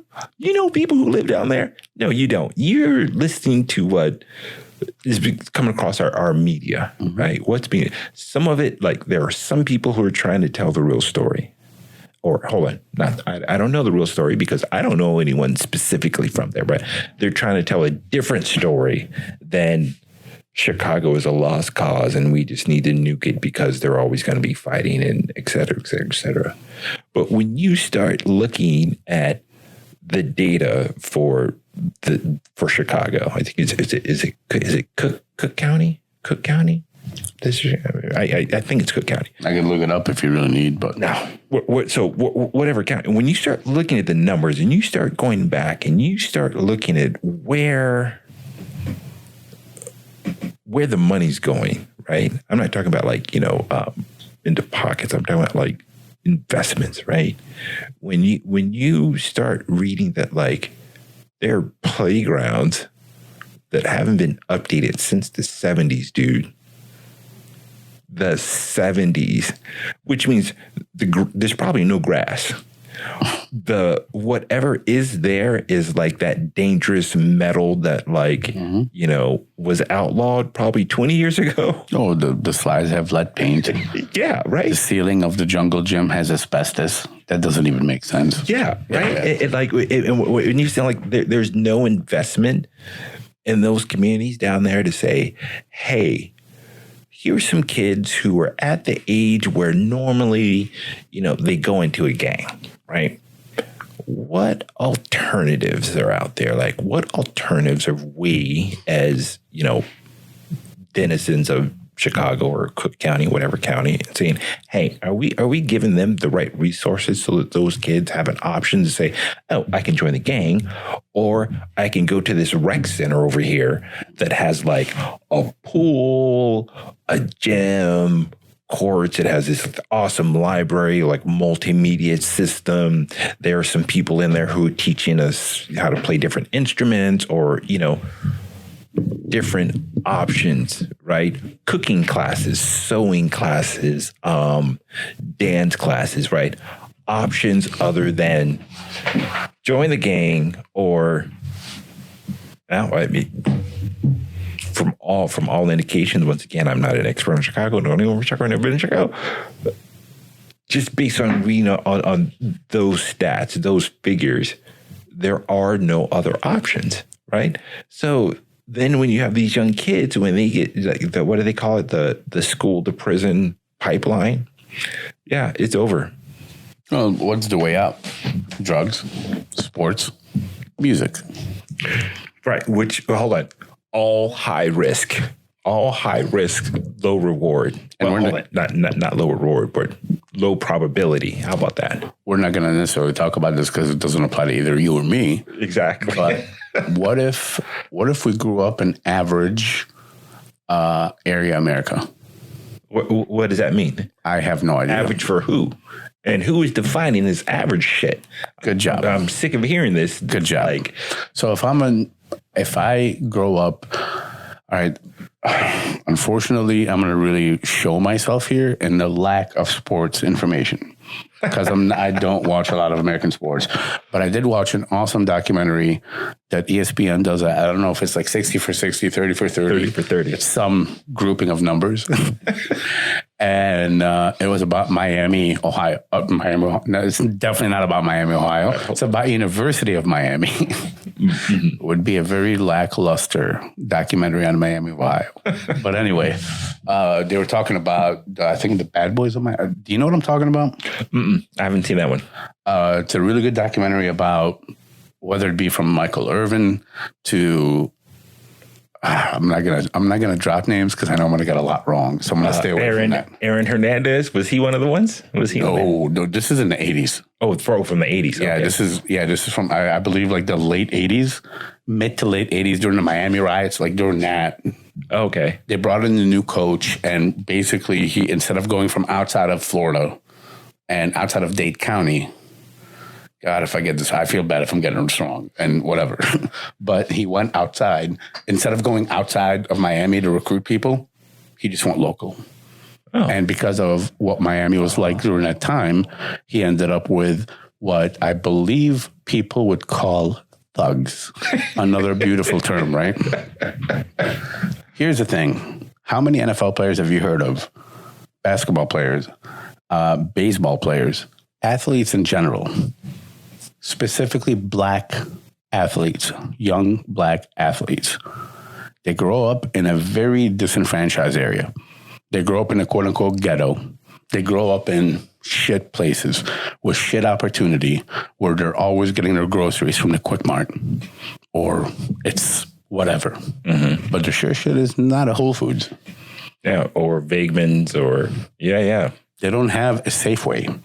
They don't have a Kroger. They don't have a fill in the blank with whatever grocery store exists in your city. Mm-hmm. They have 7-Eleven.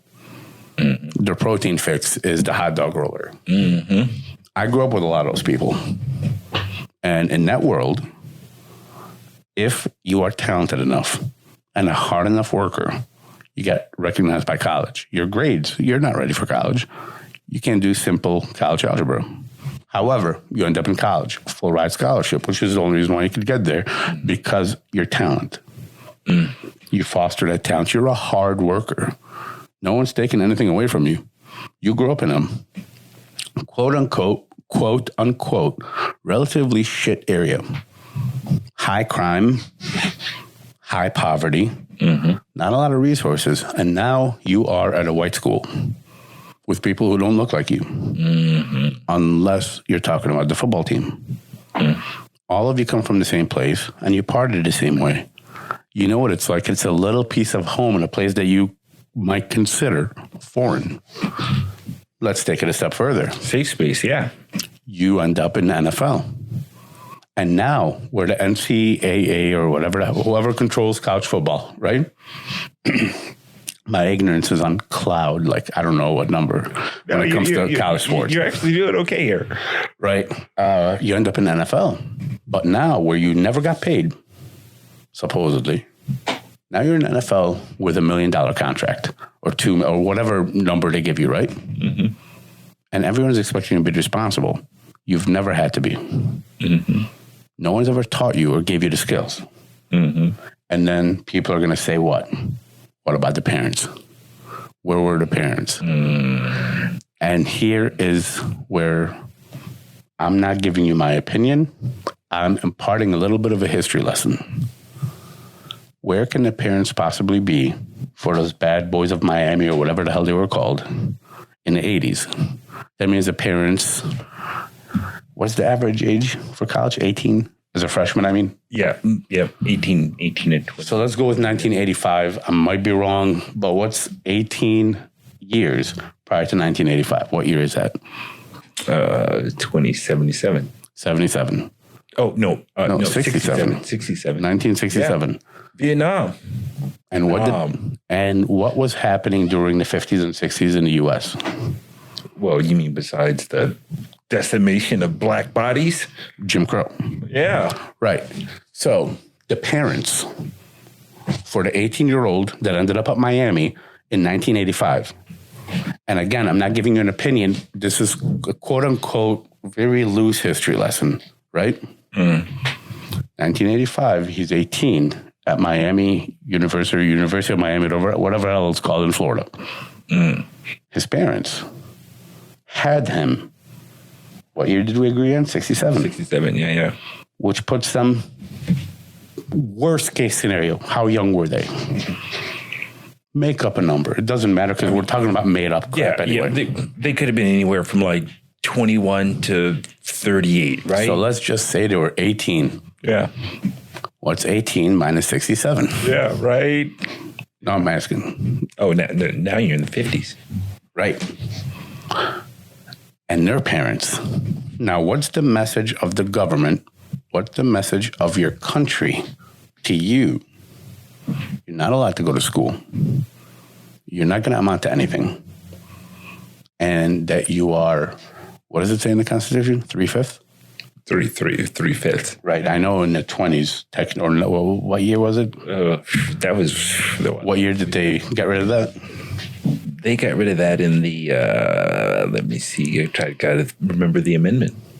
They got rid the 19th Amendment, or was it the 19th or no? The 13th. 13th, yeah, my bad. Yeah. 13th. Anyway, regardless, I don't know everything. I own that. But regardless of that, I'm not talking about the government. I'm talking about if the government had laws in place at that time that said black people were less than and they were not allowed to go to certain schools. That was the reality. That's not my opinion of reality. I'm not telling you if that was good. I'm not telling you if it was bad. Mm-hmm. I'm saying if that was reality, what is the likelihood, generationally speaking, of mom and dad telling their kid the importance of education if they've never had the opportunity for education, and you spread that down the line? The importance of education, the importance of understanding how to excel in society that has been telling you you're not supposed to be part of this society. You don't belong here. Now, it's not for that group to even tell their own story, because now we have to go back and say, well, that history is not necessarily true. How is it not true? Yeah. Yeah, I'm sorry, that was a lot. No, but I think that, like, you don't know a really good answer. Like, I'll be honest with you, I don't know where we were before, but you brought up a good thing when you talked about, like, the progression from, if you go back from, right, sorry, you started the history thing, not me. You did. If you go back from, like, from 65 to 1920, right? Or no, let's go 1890. I think that was the first bona fide census where there was, like, enough detail in the census to, like, really understand, where black folks were, right?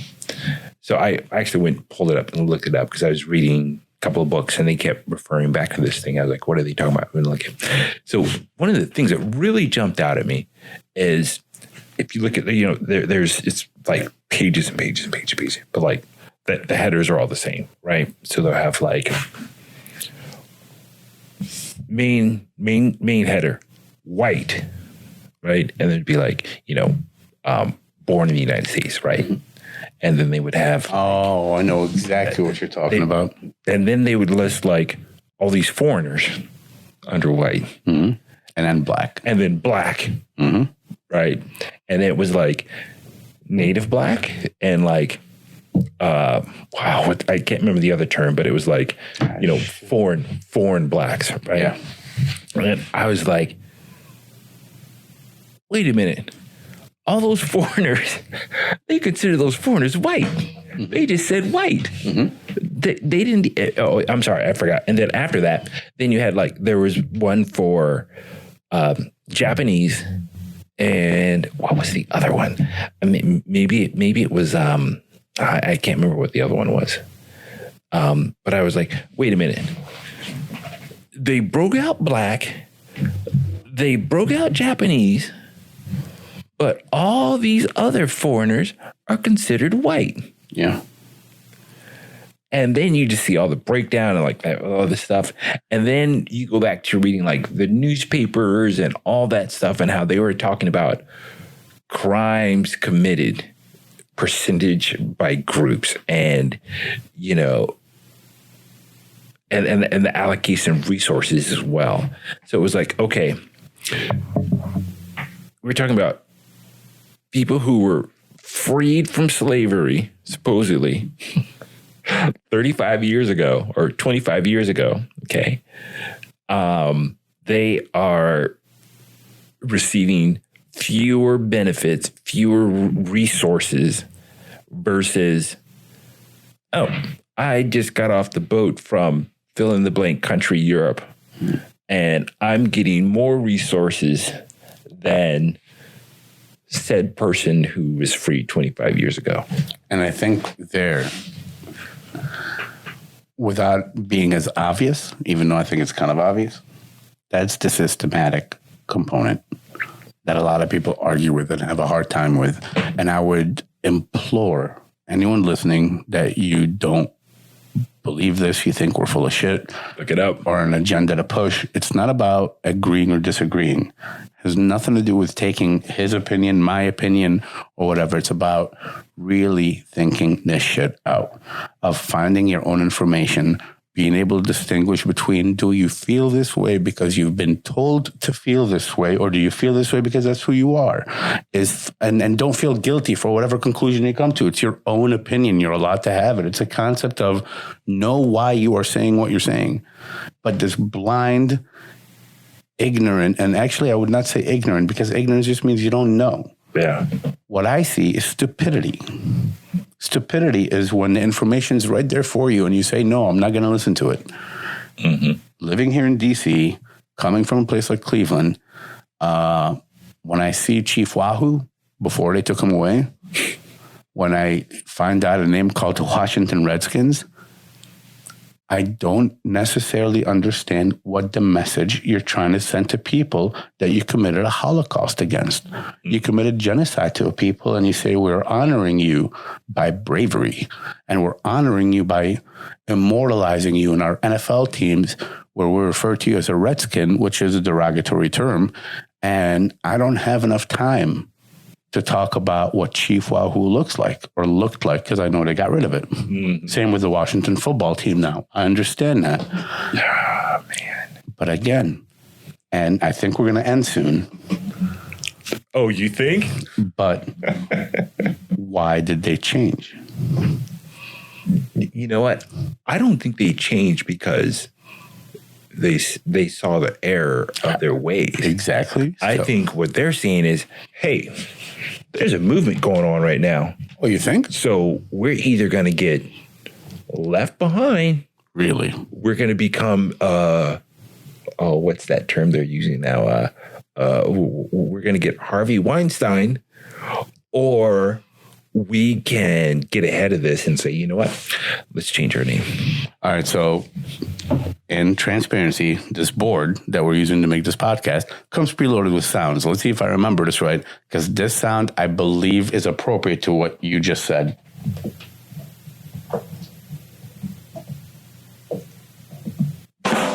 Nope. Nope. Nope. There it is.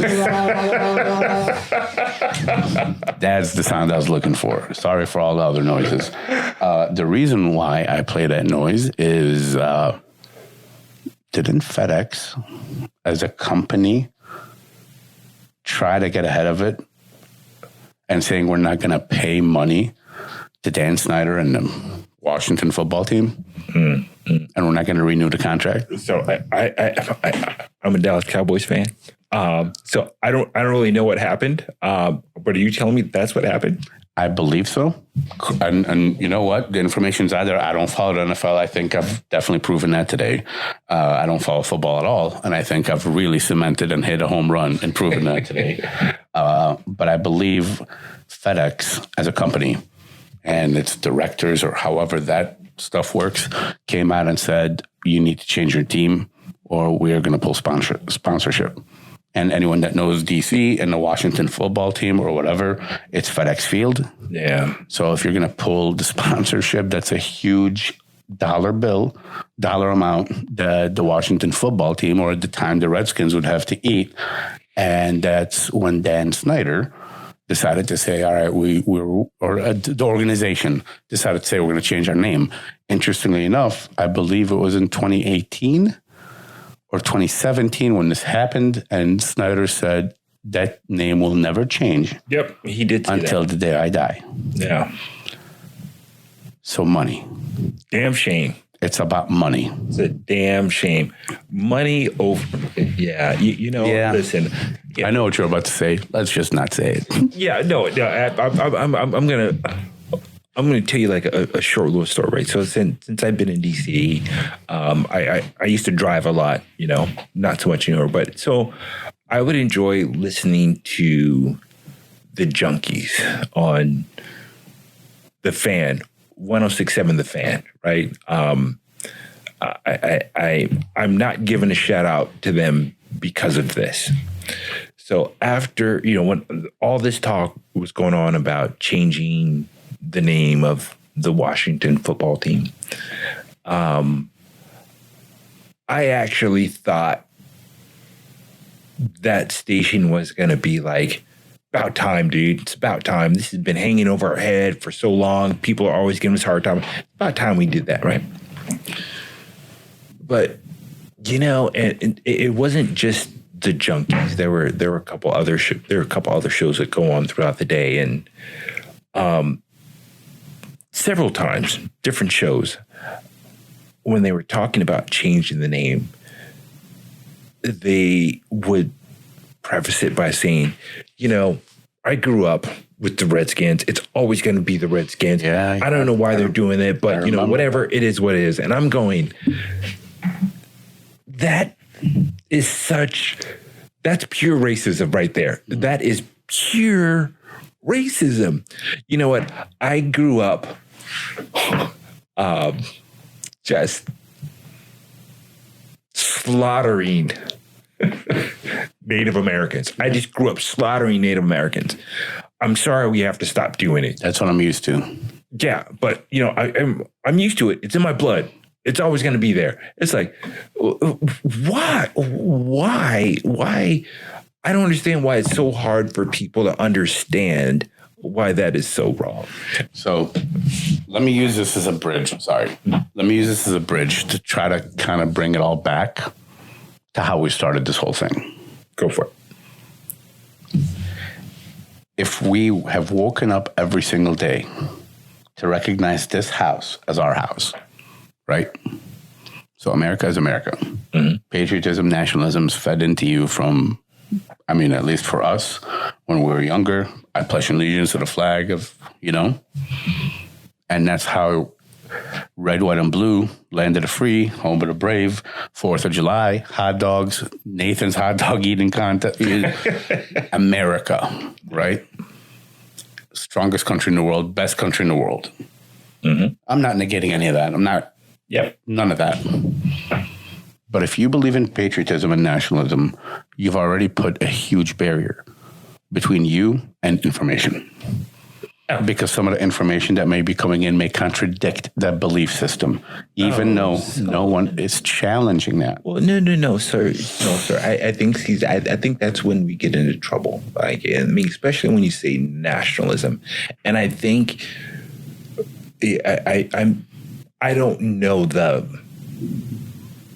formal definition of nationalism, but based upon my experience in countries where nationalism led to wars, civil war, right?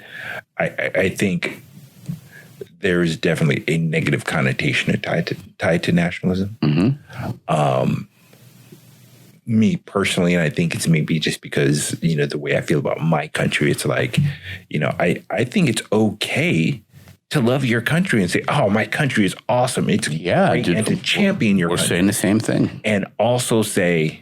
And it's got problems. It's got problems that's fucked up, dude. But it's hard to do that. It's hard to do that. But no, it's not. If you actually love your country, right? Hold on. Let's use an example, okay?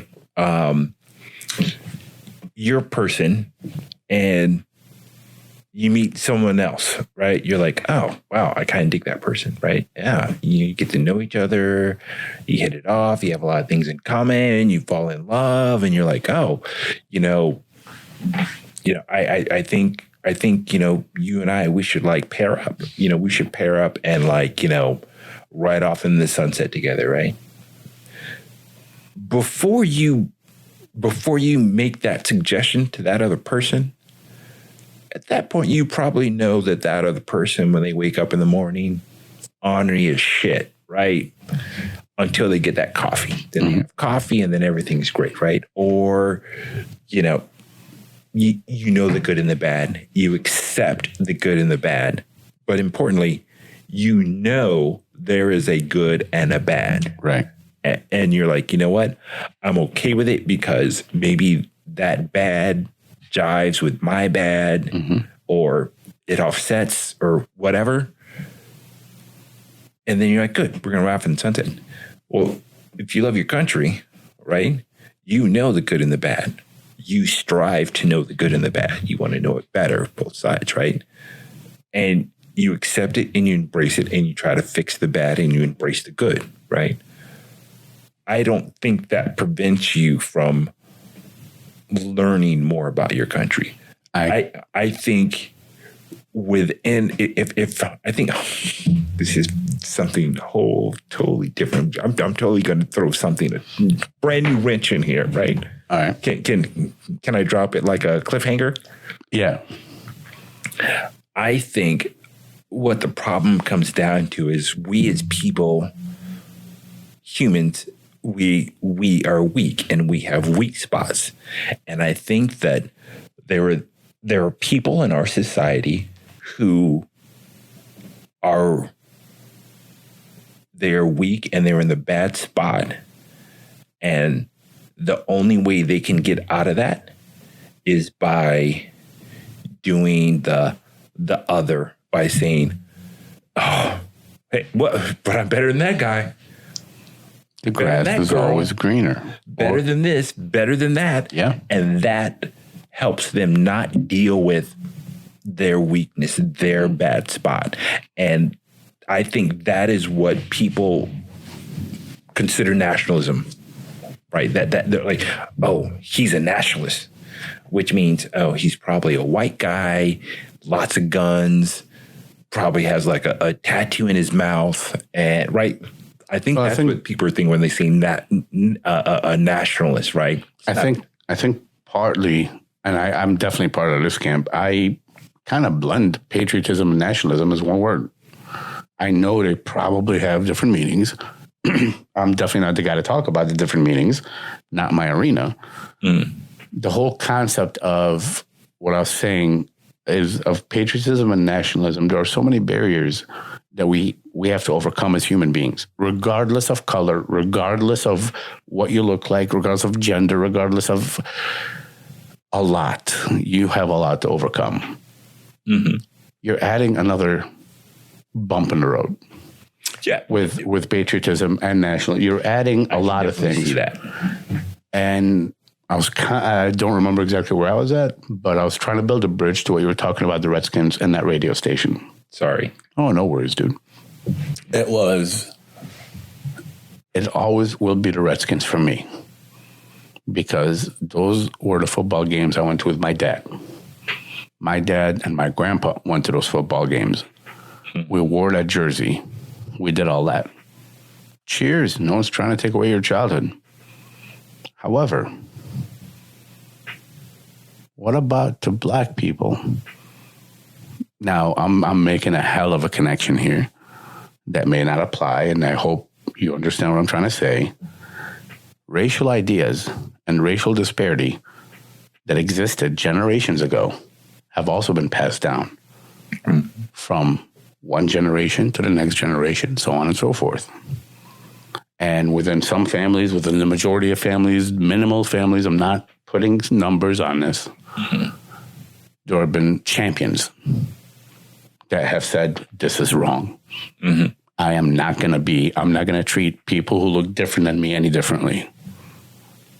There's also the subconscious component of these ideas are in your head. And by approaching someone who looks different than you and treating them really, really, really good or really, really, really bad, sometimes can have the same definition, the same byproduct, the same title of kind of being racist a little bit, even if you're being too kind. It's kind of like talking to someone who may have a disability Yeah. I don't know if you've ever talked to someone who's deaf who tells you being deaf is not a disability. Right. You need to change the language of ability. Because me personally, I get by. I'm perfect. I love being deaf. Yeah. Absolutely. And it's a source of pride. It's who they are. They don't see it as a loss. Where you and I, we are fortunate enough to, have our hearing and whatever. They are fortunate enough to not have their hearing. Right. And that's okay. Exactly. And see, that's it. We need to be okay with people being okay. Right. Right. And we need to be okay with shutting the hell up and allowing someone that is the expert on their own experience, on the experience of their bloodline. You do not represent Black America, Nat. Absolutely right. No one's putting you in that spot. You're not coming on this thing. You're not coming on this thing to be like, all right, Nat, fix America. That's why you didn't go to the March on Washington today, is because you have this very important podcast where you're going to tell us the answers. No, man. That's why it begins with your story. It begins with who are you? And you've shared those experiences. It's the concept that at the end of the day, you're going into this world and you're telling people who you may never meet. Mm-hmm. You may never read a comment. You may never even watch what we're doing here. You may never listen to it. But maybe someone out there will listen and be like, damn, I didn't think about it that way. Right. And if you can create that conversation between a person and themselves, where they become seekers and curious for more information, to go out there and talk to someone to say, hey, what have you been through? Mm-hmm. Because I spent the majority of my time judging you. I don't like people wearing black and white shirts that look like Jack Daniels bottles, Yeah. And now I've talked to one and I realize, hey, dude, it's all right, which is why I brought up Daryl Davis to begin with, which is why at the very start of this, we talked about that tree. Yeah. Is if every single morning you wake up and you see that tree, but if you pay attention, maybe that nest that was there yesterday is no longer there because it was windy overnight. Mm-hmm. Pay attention to that tree because it's changing every single day. But if you refuse to acknowledge that it's changing every single day with the seasons, you're not going to be a part of it, and you're going to continue to project a memory of what it used to be. And I hope you understand what I'm trying to say. Yeah. Nah, dude, it's been awesome, dude. This has been amazing. Yeah, thanks, man. Of course, we're going to do this again. Absolutely. All right, buddy. All right.